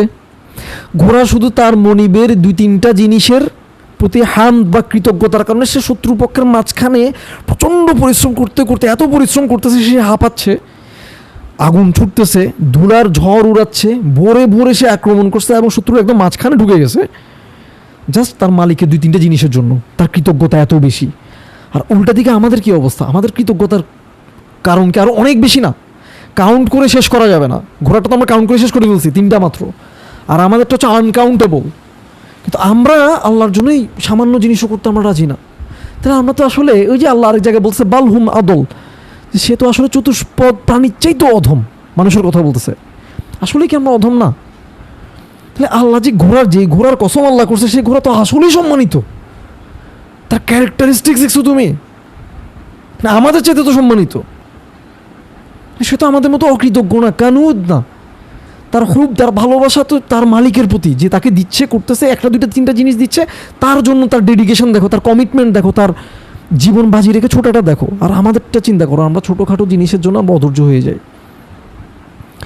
আমরা কী করে কমপ্লেন করা শুরু করি, হাম ভুলে যাই, তাই না? এবং আমাদের দুনিয়ার যে ধন সম্পদের প্রতি আমাদের ভালোবাসা এত বেশি, বা দুনিয়ার খাইরের প্রতি আমাদের ভালোবাসা এত বেশি যে আমরা আল্লাহ থেকে আমাদের খুব সরে এগুলোর দিকে খুবটা চলে যায়। শুধু চলে যায় তাই না, লাশাদিদ, প্রচণ্ড তীব্রভাবে আমরা এগুলোকে ভালোবাসি। ঘুমকে ভালোবাসি, বালিশকে ভালোবাসি, বিছানাকে ভালোবাসি, ঘরবাড়িকে ভালোবাসি, বিজনেসকে ভালোবাসি, বাবা মা ফ্যামিলি মেম্বারদেরকে ভালোবাসি, আল্লাহ চাইতে বেশি ভালোবাসি। প্রবলেম না, কালকে একটা বিয়ের প্রোগ্রামে গেছি, সুবহানাল্লাহ। তো মানুষ 8:30 আগে থেকে বসে আছে ওখানে। তো আমি সলাৎ পরে আমি ওখানে পৌঁছাইছি তোমার জামাতের আগে। তো জামাতের পরে গিয়ে দেখি যে আরও কয়জন আসছে। তো ওরা কিন্তু বসেই আছে, ওরা কিন্তু সলাৎটা পরে নেই। এখন যে সেটা খাইতে আসছে বা দাওয়াতে আসছে, এই বন্ধুত্বের যে সম্পর্ক বা যে কোনো সম্পর্কটা কে দিছে? আল্লাহ দিছে। তাকে এখানে আসার জন্য সুস্থতাকে দিছে, আল্লাহ দিছে। তাকে খাওয়ার তৌফিক যদি আল্লাহ তৌফিকটা দেয়, তাহলে কে দিবে? আল্লাহ দিবে। খাওয়ার তৌফিকও আল্লাহ দিবে। হজমও কে করাবে? আল্লাহ করাবে। হজম করে শরীরের জন্য যেটা দরকার শক্তি, ওটাকে রেখে বর্জ্য পদার্থগুলো, ক্ষতিকর পদার্থগুলো বডি থেকে কে বের করে দিবে? আল্লাহ বের করবে। পুরো প্রসেসই আল্লাহ করে দিবে। কিন্তু সে আল্লাহ কি মানুষজনকে কি দেখলাম, মানে মানুষ আল্লাহকেই ভুলে গেছে। আল্লাহ যে নামাজটা পড়তে বলছে, ওয়াক্ত মতো নামাজ, এই যে আমাদের পুরুষদের যে জামাতে নামাজ পড়ার কথা, নামাজের জামাতে গেল না। বর কনেরাও কি করে, বিয়ের দিন কি করে, নামাজ মিস দেয় না? দেখছো না? তো কিসের ইবাদত? বিয়ে হচ্ছে হাফ অফ দ্য দিনের হাফ, এমন হাফ। তাহলে এটা অনেক বড় ইবাদত। এমন ইবাদত যে আমি হারাম করতে থাকি। ফ্রি মিক্সিং থাকে ওখানে, মিউজিক থাকে, তারপর কি উল্টাপাল্টা প্রোগ্রাম তো থাকেই। হ্যাঁ, ছেলেরা মেয়েরা একসাথে ওখানে কি টাকা ধরা, এই অপচয়ের তো শেষ নাই। তারপর তোমার এই যে নামাজ মিস দেওয়া, বারাকা থেকে আসবে? ঠিক না? আমরা তো আল্লাহর চাইতে বেশি প্রিয় তখন কি হয়ে গেছে? বিয়ের অনুষ্ঠান, বর কনে মিস করতেছে না, পুরো 14 গোষ্ঠী মিলে বিয়ের সময় কি নামাজ মিস করতেছে? কি একটা অবস্থা! বিয়েটি কি এত বড় জিনিস যে আল্লাহকে ভুলে যাব আমি? এটা জাস্ট একটা ছোট্ট ঘটনা বললাম। পরীক্ষা আসছে, স্কুল আছে, বাচ্চাকে বাবা মা কী করে না, ঘুম থেকে তুলে না, না না না আমার ছেলে থাক একটু ঘুমাক, ছোট মানুষ ফাইজলামি করার জায়গা পানো, তুমি ওর দুনিয়া নিয়ে টেনশন করতেছো। অথচ ওর রিজিকের দায়িত্ব কে নিছে? আল্লাহ নিছে। আল্লাহ যেটা দায়িত্ব নিছে, ওইটা তুমি এমন কাবিল, তুমি মনে করতেছো যে তাকে আল্লাহর ইবাদত থেকে দূরে সরায়, তাকে ফজরের সময় তুমি নামাজ থেকে না তুলে তুমি তার উপকার করতেছো। অথচ বাবা মা হিসেবে তোমার একটাই দায়িত্ব, তুমি তাকে আল্লাহর কাছ থেকে আনছো, আল্লাহমুখী করবা, আল্লাহমুখী করাটা শিখাবা। এটা ছাড়া তোমার আর কোনো কাজ নাই।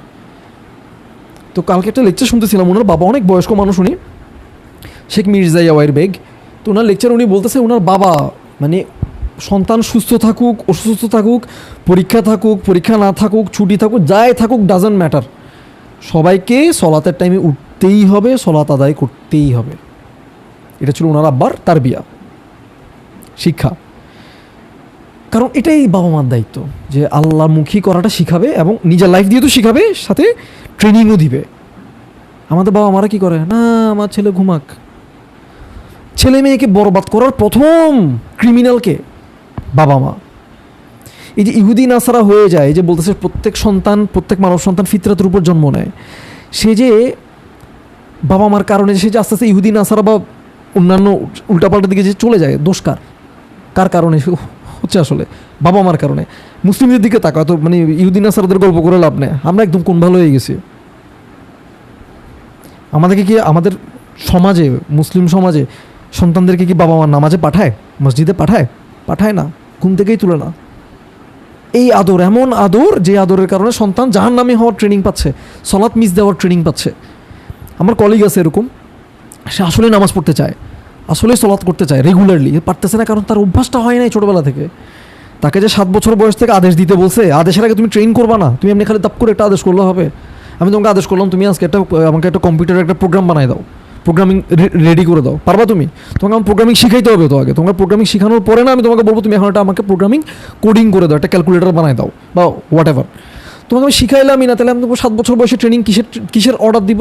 সলাতের অর্ডার দিব। তুমি তখন বলবা সলাৎ এটা কি? মানে আমি তো খাই, সালাদ খাই, আমি ভাতের সাথে খাই, ভাতের পরে খাই, বা আবার তোমাকে সলাতে শিখাইতে হবে, কীভাবে আল্লাহর সাথে কনভারসেশন করতে হয় শিখাইতে হবে। তুমি দেখবা কি বাচ্চাদেরকে বাবা মারা কি করে, সলাতের মিনিং শিখায় না, খালি আওড়ানো শিখায়, কতগুলো দোয়া আওড়ানো শিখায়, দোয়াগুলোর আগা মাথা কি সে নিজেও জানে না, তার বাচ্চাকেও সে শেখায় না। সে নিজে মেশিনের মতো শিখে আসছে, তার বাচ্চাকেও শেখায় মেশিনের মতো। হ্যাঁ, আমার বাচ্চার বয়স 7 বছর 10 বছর, সে পুরা কোরআন মুখস্থ পারে, খুব খুশি। পুরা নামাজে সব দোয়া সে মুখস্থ পারে, খুব খুশি। কিন্তু সে যে নামাজটা যেভাবে শেখানোর কথা ভাবে যে শিখায় নাই, সে যে একটা ক্রাইম করছে এটা সে জানেই না। নামাজটা যে আল্লাহর সাথে কথোপকথন, কনভারসেশন, এই কনভারসেশন যে বুঝে বুঝে, আমি তোমার সাথে বুঝে বুঝে কথা বলতেছি না, আল্লাহর সাথে যে কথাটা যে বুঝে বলতে হয়। পৃথিবীর সবার সাথে তোমার বাচ্চা বুঝে কথা বলতে পারে, তার বয়স 7, খালি আল্লাহর সাথেই বুঝে কথা বলতে পারে না, কারণ তুমি শিখাও নাই, কারণ তুমি নিজেও শিখো নাই। মানে তুমি স্টুপিড, তুমি তোমার বাচ্চাকেও বানাচ্ছ স্টুপিড, আবার তুমি এটা নিয়ে বড় বড় কথাও বলো যে আমার বাচ্চা এত বড় কোরআন মুখস্থ করছে, এতগুলো সূরা পারে, সে নামাজ মিস দেয় না। কিন্তু সে কী নামাজটা পড়তেছে তুমি তাকে তো অর্থ বুঝে সত্যিকারের নামাজ তুমি তাকে শিখাইলে না, তুমি তাকে এমন নামাজ শিখাইছো যে নামাজটা ঠিক করতে তার আরও 30 বছর লাগবে। এমন একটা মেশিনের মতো নামাজ তুমি শিখাচ্ছ যে নামাজটা ওই অভ্যস্ত হয়ে গেছে সে মেশিনের মতো নামাজ পড়া। আল্লাহু আকবার বলে আসসালামু আলাইকুম রহমতুল্লাহ, মাঝখানে কী পড়ছে সে জানে না। আমাদের নামাজ তো এরকম, এই যে মাঝখানে কী হচ্ছে আমি জানি না, এটা কেন? কারণ হচ্ছে ওই যে অভ্যাসটা শুরুতেই ভুল জিনিস দিয়ে শুরু করে। সাহাবারা বলতেছে, ইবনে মাজার একটা হাদিস, সাহাবারা বলতেছে, আমি একদম আমার ভাষায় প্যারাফ্রেজ করে বলতেছি, ওনারা বলছে রাসূল, মানে আমরা ইয়াং ছিলাম, রাসূলুল্লাহ সাল্লাল্লাহু আলাইহি ওয়াসাল্লামের সাথে আমরা কী ছিলাম? ইয়াং ছিলাম, ছোট ছিলাম। রাসূলুল্লাহ সাল্লাল্লাহু আলাইহি ওয়াসাল্লাম আগে আমাদেরকে ঈমান শিখাইছে। উনাদের অন্তরে আগে কি ঢুকাইছে? ঈমান ঢুকাইছে, ঈমান শিখাইছে। উনি বলছে রাসূলুল্লাহ সাল্লাল্লাহু আলাইহি ওয়াসাল্লাম আমাদেরকে আগে কি শিখাইছে? ঈমান শিখাইছে, এরপরে আমাদেরকে কোরআন শিখাইছে। এবং এই কারণে যখন আমরা কোরআন পড়তাম, ওনারা কোরআন পড়তাম মানে কি বুঝে পড়তো ওনারা। তুমি পৃথিবীর সব বই বুঝে পড়ো, খালি কোরআন ছাড়া। মানুষের কথা বলছি, তোমার কথা বলছি না। তো ওনারা কোরআন কীভাবে পড়তেন? বুঝে পড়তেন, কারণ কোরআন সবসময় বুঝে পড়ছে। সাহাবারা বুঝে পড়ছে, রাসূলুল্লাহ সাল্লাল্লাহু আলাইহি ওয়াসাল্লাম বুঝে পড়ছে, বুঝে পড়াটাই শিখাইছে। তাবিঈরা বুঝে পড়ছে, তাবিঈনরা বুঝে পড়ছে। রাসূলুল্লাহ সাল্লাল্লাহু আলাইহি ওয়াসাল্লাম বলতেছিলেন যে 3 দিনের পরে তোমরা কোরআন খতম দিও না। কেন? যাতে তোমরা বুঝে পড়তে পারো, যাতে তোমরা বুঝো। কাদেরকে বলছে? আরবদেরকে বলতেছে। আরবদেরকেও 3 দিনের কমে কোরআনটা কি করতে বলতেছে? খতম দিতে মানা করতেছে। কেন? যুক্তিটা কি? রিজনিংটা কি? যাতে তোমরা বুঝো।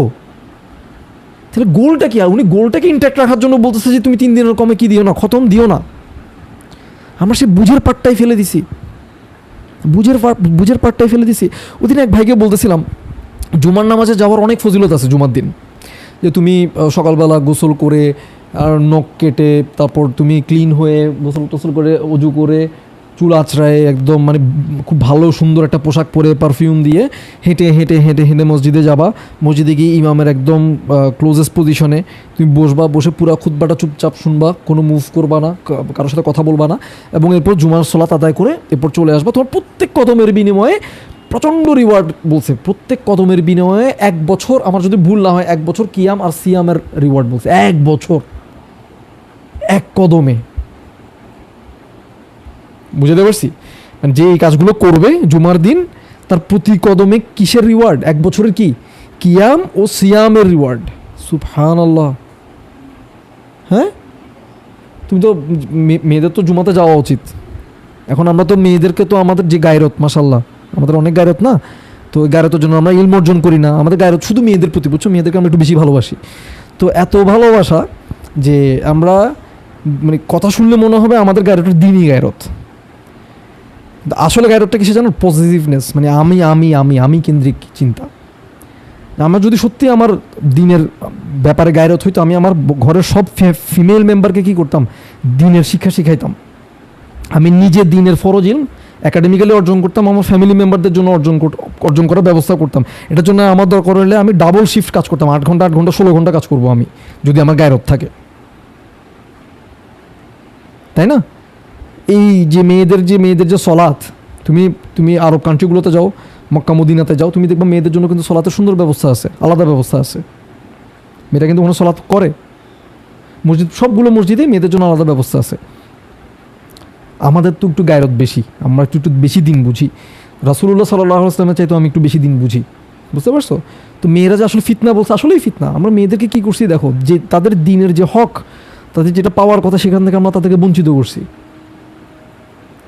সেই বলে আমরা বঞ্চিত করি। সেটা যে কোরআন সুন্নাহর সাথে মিলে কিনা, রাসূলুল্লাহ সাল্লাল্লাহু আলাইহি ওয়াসাল্লামের সাথে ওই সময়ের সাথে মিলে কিনা, এটা কিন্তু আমরা তাদেরকে বলি না। আমরা ইভেন লুকাইও, একটা পার্ট বলি আর একটা পার্ট বলি না। তো এটা ফিতনা না? মেয়েদের ভালনারেবিলিটিটার আমি সুযোগ নিচ্ছি না, অ্যাডভান্টেজ নিচ্ছি না। তো এইভাবে আমরা পুরুষরা মহান হয়েছি আর কি, বুঝতে পারছো? তো সমাজে যত কেয়স, মেয়েদের যে নারীবাদ, ফেমিনিজম থেকে শুরু করে যত রকম ঝামেলা তুমি দেখো, এটার জন্য মেনলি কিন্তু দায়িত্ব আমাকে নিতেই হবে। কারণ আল্লাহ আমাকে কাওয়াম বানাইছে, কি বানাইছে? দায়িত্বশীল বানাইছে না মহিলাদের উপর। তো আমি যদি নারীদের উপর দায়িত্বশীল হই, তাহলে আমার দায়িত্বের গাফিলতির কারণেই তো নিশ্চয়ই এই অবস্থা। আমি নিশ্চয়ই দায়িত্ব পালনে এমন ঝামেলা করছি যে আমার বোনরা, আমার মায়েরা, আমার কন্যারা কি করতে পারে নাই, আমার ওয়াইফ কি করতে পারে নাই, দিন শিখতে পারে নাই। আমার এমন গায়রত, ঠিক আছে? আমি তার মানে জমির ভাগ দিলাম না, সম্পত্তির ভাগ দিলাম না, আমার গায়রত, এত গায়রত, বাবারে বাবা। ওকে আমি মসজিদে যেতে দিলাম না, মসজিদে যাওয়ার ব্যবস্থাই রাখলাম না। চিন্তা করো, অথচ বলা হয়েছে যে তোমাদের ফিমেলরা যদি মসজিদে যেতে চায় সলাতের জন্য, তাদেরকে বাধা দিও না। আমরা বাধা না, একদম সিস্টেমই রাখি নাই, চাইতেই পারবে না, এরকম সিস্টেম করছি। মাশাআল্লাহ, আল্লাহুম্মা বারিক, বলো, ঠিক আছে? তো এই হচ্ছে আমাদের অবস্থা। তো এই যে ঘৃণার চাষ, তুমি দেখবা মেয়েরা ছেলেদেরকে এখন ঘৃণা করে, তাই না? আবার ছেলেরাও দেখবা মেয়েদের সাথে ঝগড়া করতেছে, ঘৃণা। এটা কি হওয়ার কথা? আমরা যদি সত্যি সত্যি দিনের চর্চা করতাম, তাহলে কি এরকম তো হইতো না। এটা তো সৌহার্দ্যপূর্ণ একটা ব্যালেন্স থাকার কথা, নাই কেন? আমরা ওই লিহুব্বিল খাইরি লাশাদীদ, আমার ফিমেলদের প্রতি পজিটিভনেস, এমন পজিটিভনেস যে আমি তাকে তার হকগুলো দিচ্ছি না। তার দিনই হক, সম্পত্তির হক, কোনো হকই আমি তাকে দিচ্ছি না। ইলমের হক আমি তাকে আদায় করতেছি, আমি তাকে যেভাবে গাইড করার কথা, তার বিয়ে করার কথা আমি করতেছি না। বাবা হিসেবে আমি ব্যর্থ, বড় ভাই হিসেবে আমি ব্যর্থ, হাজব্যান্ড হিসেবে, বড় সন্তান হিসেবে আমরা ব্যর্থ, ছেলেরা ব্যর্থ। মেয়েদের অবশ্যই দোষ আছে, কিন্তু সেই দোষের ভারও দায়িত্বশীল হিসেবে আমার উপরে বর্তায়। বুঝতে পারছি? তো আল্লাহ আমাদেরকে হিফাজত করুন, আল্লাহ আমাদেরকে এখান থেকে বুঝার তৌফিক দান করুন, তর্ক না করে এখান থেকে লেসনটা নেওয়ার জন্য আল্লাহ আমাদেরকে তৌফিক দান করেন। আমি এগুলো এখন আমি যদি এটা আপলোড দিই, দেখবার প্রচুর তর্ক হচ্ছে, আমি এগুলো একটাও রিপ্লাই দিব না। বাট রিয়ালিটি এটাই হচ্ছে রিয়ালিটি, যে আমরা আল্লাহ যেভাবে দিনকে পাঠাইছে আমরা সেভাবে মেনে নিতে আমরা নারাজ। এবং এই যে দুনিয়াকে যে অন্তর থেকে বের করার কথা, আমরা কিন্তু দুনিয়াকে অন্তর থেকে বের করতেছি না, যেভাবে সাহাবারা বের করছে, যেভাবে তাবিঈরা করছে। তুমি জানো আয়েশা রাদিয়াল্লাহু তাআলা আনহা, আমি জাস্ট 2-3টা এক্সাম্পল দিয়ে শেষ করে দিচ্ছি। আয়েশা রাদিয়াল্লাহু তাআলা আনহা এক বেলায়, আমি জাস্ট একটা বেলার কথা বলতেছি, 60 কোটি টাকা, বাংলাদেশি টাকায় 60 কোটি টাকা এক বেলায় সাদাকা করছে। ওনার আসছে, উনি সাথে সাথে সাদাকা করে দিচ্ছে। লিহুব্বিল খাইরিল আশাদীদ ছিল ওনার, ছিল নাকি ছিল না? ছিল না। উনি যদি খায়রের প্রতি, দুনিয়ার সম্পদের প্রতি তীব্র ভালোবাসা থাকতো, তাহলে তো উনি 60 কোটি টাকা দান করে দিত না এক বেলায়, আসার সাথে সাথে এটা দান করে দিতে পারতো না। ওনার মাথায় কি ছিল? আখিরাত, যে এই যে দান করার কারণেই এটা আমার থাকবে, ফর এভার থাকবে, আখিরাতে আমি সারা জীবন এটা ভোগ করতে পারবো। উসমান রাদিয়াল্লাহু তাআলা এক বেলায় 70 কোটি টাকার বিজনেস, ওনার একটা কাফেলা আসছে, বুঝছো, 70টা উট বোঝাই কাফেলা, তো মোর দেন 70 কোটি টাকার ওখানে মাল, আমি কমাই বলতেছি। আসার পর উনি বিজনেসম্যানদেরকে বলতেছে যে আমি এগুলো সেল করব, কত মানে বেনিফিট বা প্রফিট কত করে দিবা? 10 টাকার বিনিময়ে, একজন বলছে 10 টাকার বিনিময়ে 12 টাকা দিব, মানে 20% লাভ দিব আর কি। আরেকজন বলতেছে যে না 11% দিব, আরেকজন বলতেছে মনে করো 13% দিব। উনি বলতেছে না 10 টাকার বিনিময়ে আমাকে 100 টাকা কি দিবে, মানে 10 টাকার প্রোডাক্ট কত টাকায়? 100 টাকায় কে কিনবে? তো বলতে, ও মাই 100 টাকা কেমনে কিনবো? কারণ 10 টাকার প্রোডাক্ট যদি আমি 100 টাকা দিয়ে কিনি, আমি তো বেচতে পারবো না, এত লাভ আমি আপনাকে কেন দেবো? মানে 10 টাকার প্রোডাক্ট 100, মানে আমি 10 গুণ প্রফিট দিচ্ছি। তো উসমান রাদিয়াল্লাহু তাআলা বলতেছে আচ্ছা তাহলে যিনি এই 10 গুণ প্রফিট দিবে আমি তাহলে তাকেই দিচ্ছি। উনি ওই ইনস্ট্যান্ট, ওই মোমেন্টে ইনস্ট্যান্টলি ইমিডিয়েটলি ওই 70টা উট বোঝাই যতগুলো জিনিস ছিল উটগুলো সহ, উটের দাম তুমি একটু দেখো, মাথা খারাপ হয়ে যাবে তোমার। 70 কোটি টাকার উপর সম্পদ উনি ওই এক বেলাতে দান করছে। তো ওনাদের অন্তরে কি ছিল না, এই যে লিহুব্বিল খাইরিল আসাদি, যেটা এটা ওনারা বের করছে। আল্লাহ রাসূল সাল্লাল্লাহু আলাইহি ওয়াসাল্লাম ওনাদের এই তাজকিয়া, পরিশুদ্ধি করছে, কোরআন ওনাদেরকে এই পরিশুদ্ধি তাজকিয়াটা করছে। তোমারও করতে হবে, আমারও করতে হবে। তুমি 70 কোটি টাকা তোমার নাই যে তুমি এখন দিবে, তুমি 70 টাকা দাও, 70 টাকা নাই তোমার 60 টাকা দাও, দিতে তোমাকে হবে। তুমি না দিলে তোমার অন্তর থেকে দুনিয়া যাবে না। তোমার মাথায় রাখতে হবে যে এই দেওয়াটাই আসলে আছে, যেটা দাও নাই সেটাই আসলে নাই। যেটা দিয়ে দিচ্ছ ওটাই তো পাবা, আর যেটা রেখে দিচ্ছ ওটা কি পাবা? ওটা নিয়ে তোমার আমারই হবে, তাই না? তো এইটা বুঝাটা। আরেকটা জিনিস খেয়াল করো, এই যে আমি জাস্ট দুইজনের গল্প বলছি, ওসমান রাদিয়াল্লাহু আনহুর গল্প বললাম, আয়েশা রাদিয়াল্লাহু আনহার গল্প বললাম, আরও এরকম অনেক সাহাবীর গল্প আছে না? তুমি কোটিপতি সাহাবী বইটা পড়বা, 1 পৃষ্ঠা 2 পৃষ্ঠা করে পড়ো, মাথা খারাপ হয়ে যাবে তোমার। আমার কথা সাহাবীদের মতো হইতে হবে, কারণ আমি আল্লাহর কাছে সূরা ফাতিহাতে কি বলতেছিলাম, ইহদিনাস সিরাতাল মুস্তাকিম, কাদের পথ? সিরাতাল্লাযিনা আনআমতা আলাইহিম। আনআমতা আলাইহিম কারা? আন-নাবিয়্যিন, সিদ্দিকিন, শুহাদা, সলিহিন। আল্লাহ আমাকে তাদের পথ দেখান। কাদের পথ? নবীদের পথ। আমি নবীদের মতো হইতে চাই, নবীদের ব্যক্তিত্ব, নবীদের চরিত্র আমি চাই, নবীদের মতো দানশীল হইতে চাই, নবীদের তাকওয়া চাই, তাওয়াক্কুল চাই, তাই তো? আর সিদ্দিকিন আর শুহাদা আর সলিহিন এরা কারা? সাহাবীরাই তো, তাই না? সাহাবীরাই তো শুহাদা, সলিহিন, সিদ্দিকিন। আবু বকর রাদিয়াল্লাহু আনহু সিদ্দিক ছিল, হামজা রাদিয়াল্লাহু আনহু শহীদদের অন্তর্ভুক্ত ছিলেন, মুসাব বিন উমাইর শহীদদের অন্তর্ভুক্ত ছিলেন। সলেহীন, বাকি যে সাহাবীরা সবাই তো সলেহীন, সব সাহাবী তো সলেহীন। এবং ওনারা সহ এর আগে যত মানুষ আসছে, নবীন, সিদ্দিকিন, শুহাদা, সলেহীন যারা আসছে, তাদের সবার কথা কোথায় আসছে? কোরআনে আসছে যে আল্লাহ বলতেছে দিয়ে দিলাম, আমি তোমাকে জানাই দিলাম, যাও তুমি হও। এবার তোমাকে তো হইতে হবে এটা। তুমি নবীদের মতো, বুজুর্গদের মতো, সিদ্দিকদের মতো, শুহাদাদের মতো, সলেহীনদের মতো, এরাই তো আমাদের বুজুর্গ, এরাই তো আল্লাহর ওয়ালি। আমাকে আল্লাহর ওয়ালি হইতে হবে না? তো আল্লাহর ওয়ালি হইতে হলে ওনাদের পথে তো হাঁটতে হবে। ইব্রাহিম আলাইহিস সালামের কাছে অচেনা 2টা মেহমান আসছে, অচেনা। এই 2টা মেহমানের জন্য উনি গরুর বাছুর জবাই করে ফেলছে, রোস্ট করে ফেলছে, বুঝতে পারছো? তো এটা ছিল নবীদের মেহমানদারি। তা আমাদের মেহমানদারি এরকম হইতে হবে না? মানে মেহমান দেখলে খুশি হয়ে যাবো আমরা, কেন? কারণ আমরা নবীদের মতো হইতে চাই। আমরা জানি যে এই যে দিব আমরা আল্লাহর কাছ থেকে পাবো। তাবেঈনদের সময় হাসান আল বাসরির সময়ের একজন মহিলার গল্প তোমাকে বলি। ওনার বাসায় 2টা মেহমান আসছে, বুঝছো?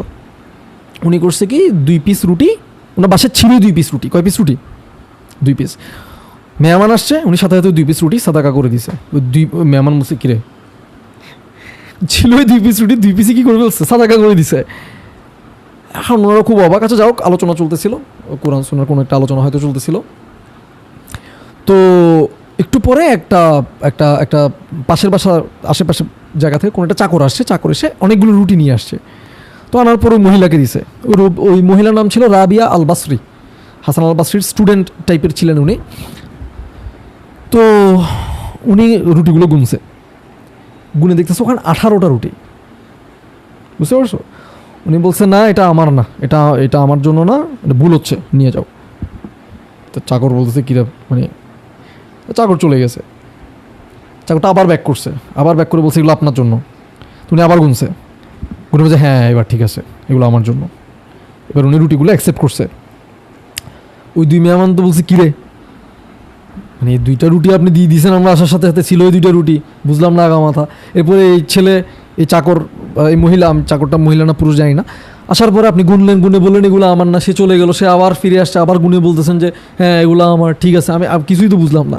তুমি বলছে হ্যাঁ আমি 2টা রুটি দিছি, কারণ আমি আল্লাহ বলছে যে আমরা যদি আল্লাহর জন্য কোনো কিছু, আল্লাহকে খুশি করার জন্য যদি কোনো কিছু করি, আল্লাহ সেটা 10 গুণ ফিরাই দেন, 10 গুণ দেন। তো আমি ওয়েট করতেছিলাম যে 10 গুণ তো আল্লাহ দিবেন। তো সে যখন প্রথমবার আসে, আমি গুনে দেখছি না 18টা আসে। তো আমি তো 20টা পাওয়ার কথা, আল্লাহ তো কম দিবে না, আল্লাহকে কম, আল্লাহর কথা তো কোনো ব্যত্যয় হয় না, অন্যথা হওয়ার কথা না। বুঝছে না, তাহলে এটা আমার না, তো দিয়ে দিছে। ওই চাকরটা আসলে 2টা রুটি সরাই রাখছিল, ফেরত দেওয়ার পরে চাকর ভয় পেয়ে গেছে, এই কিরে উনি জানলো কেমনে, আসলে উনি জানা না, ঠিক আছে। ও আবার 2টা রুটি ফেরত দিয়ে দিছে, 2টা রুটি সহ ফেরত দিয়ে 20টা যখন দিছে, গুনে দেখছে 20টা আসে, তখন বলছে হ্যাঁ এটা আমার। কেন? কারণ ওই 2টার বদলে 20টা পাওয়ার কথা। এরপর উনি মেহমানদারি করছে। পয়েন্টটা দেখো, পয়েন্টটা আমি যেটা বলার জন্য গল্পটা বললাম, পয়েন্ট হচ্ছে এটা, লিহুব্বিল খাইরিল আসাদি, উনাদের অন্তরে দুনিয়ার ভালোবাসা ছিল না। উনি শুধুই আল্লাহর জন্য করতেন, আল্লাহর কাছেই চাইতেন, এক্সপেক্টও করতেছে, আশাও করতেছে কার থেকে? আল্লাহর কাছ থেকে, সুবহানাল্লাহ। তো তো এই জিনিসগুলো আমাদের নার্চার করতে হবে। এগুলো জাস্ট গল্প না, এগুলো জাস্ট আয়াতগুলো জাস্ট পড়ার জন্য পড়লে হবে না, আসলে লিভ করতে হবে। তাহলে এখান থেকে আমরা যদি লেসনগুলো একটু সামারি করি, সামারি কি, আল্লাহ আমাদের অন্তরকে যেহেতু দিন প্রকাশ করে দিবে, অন্তরে যা আছে, তাহলে অন্তরটাকে ঠিক করতে হবে। আমাদের অন্তর সব কাজ কার জন্য হবে? শুধু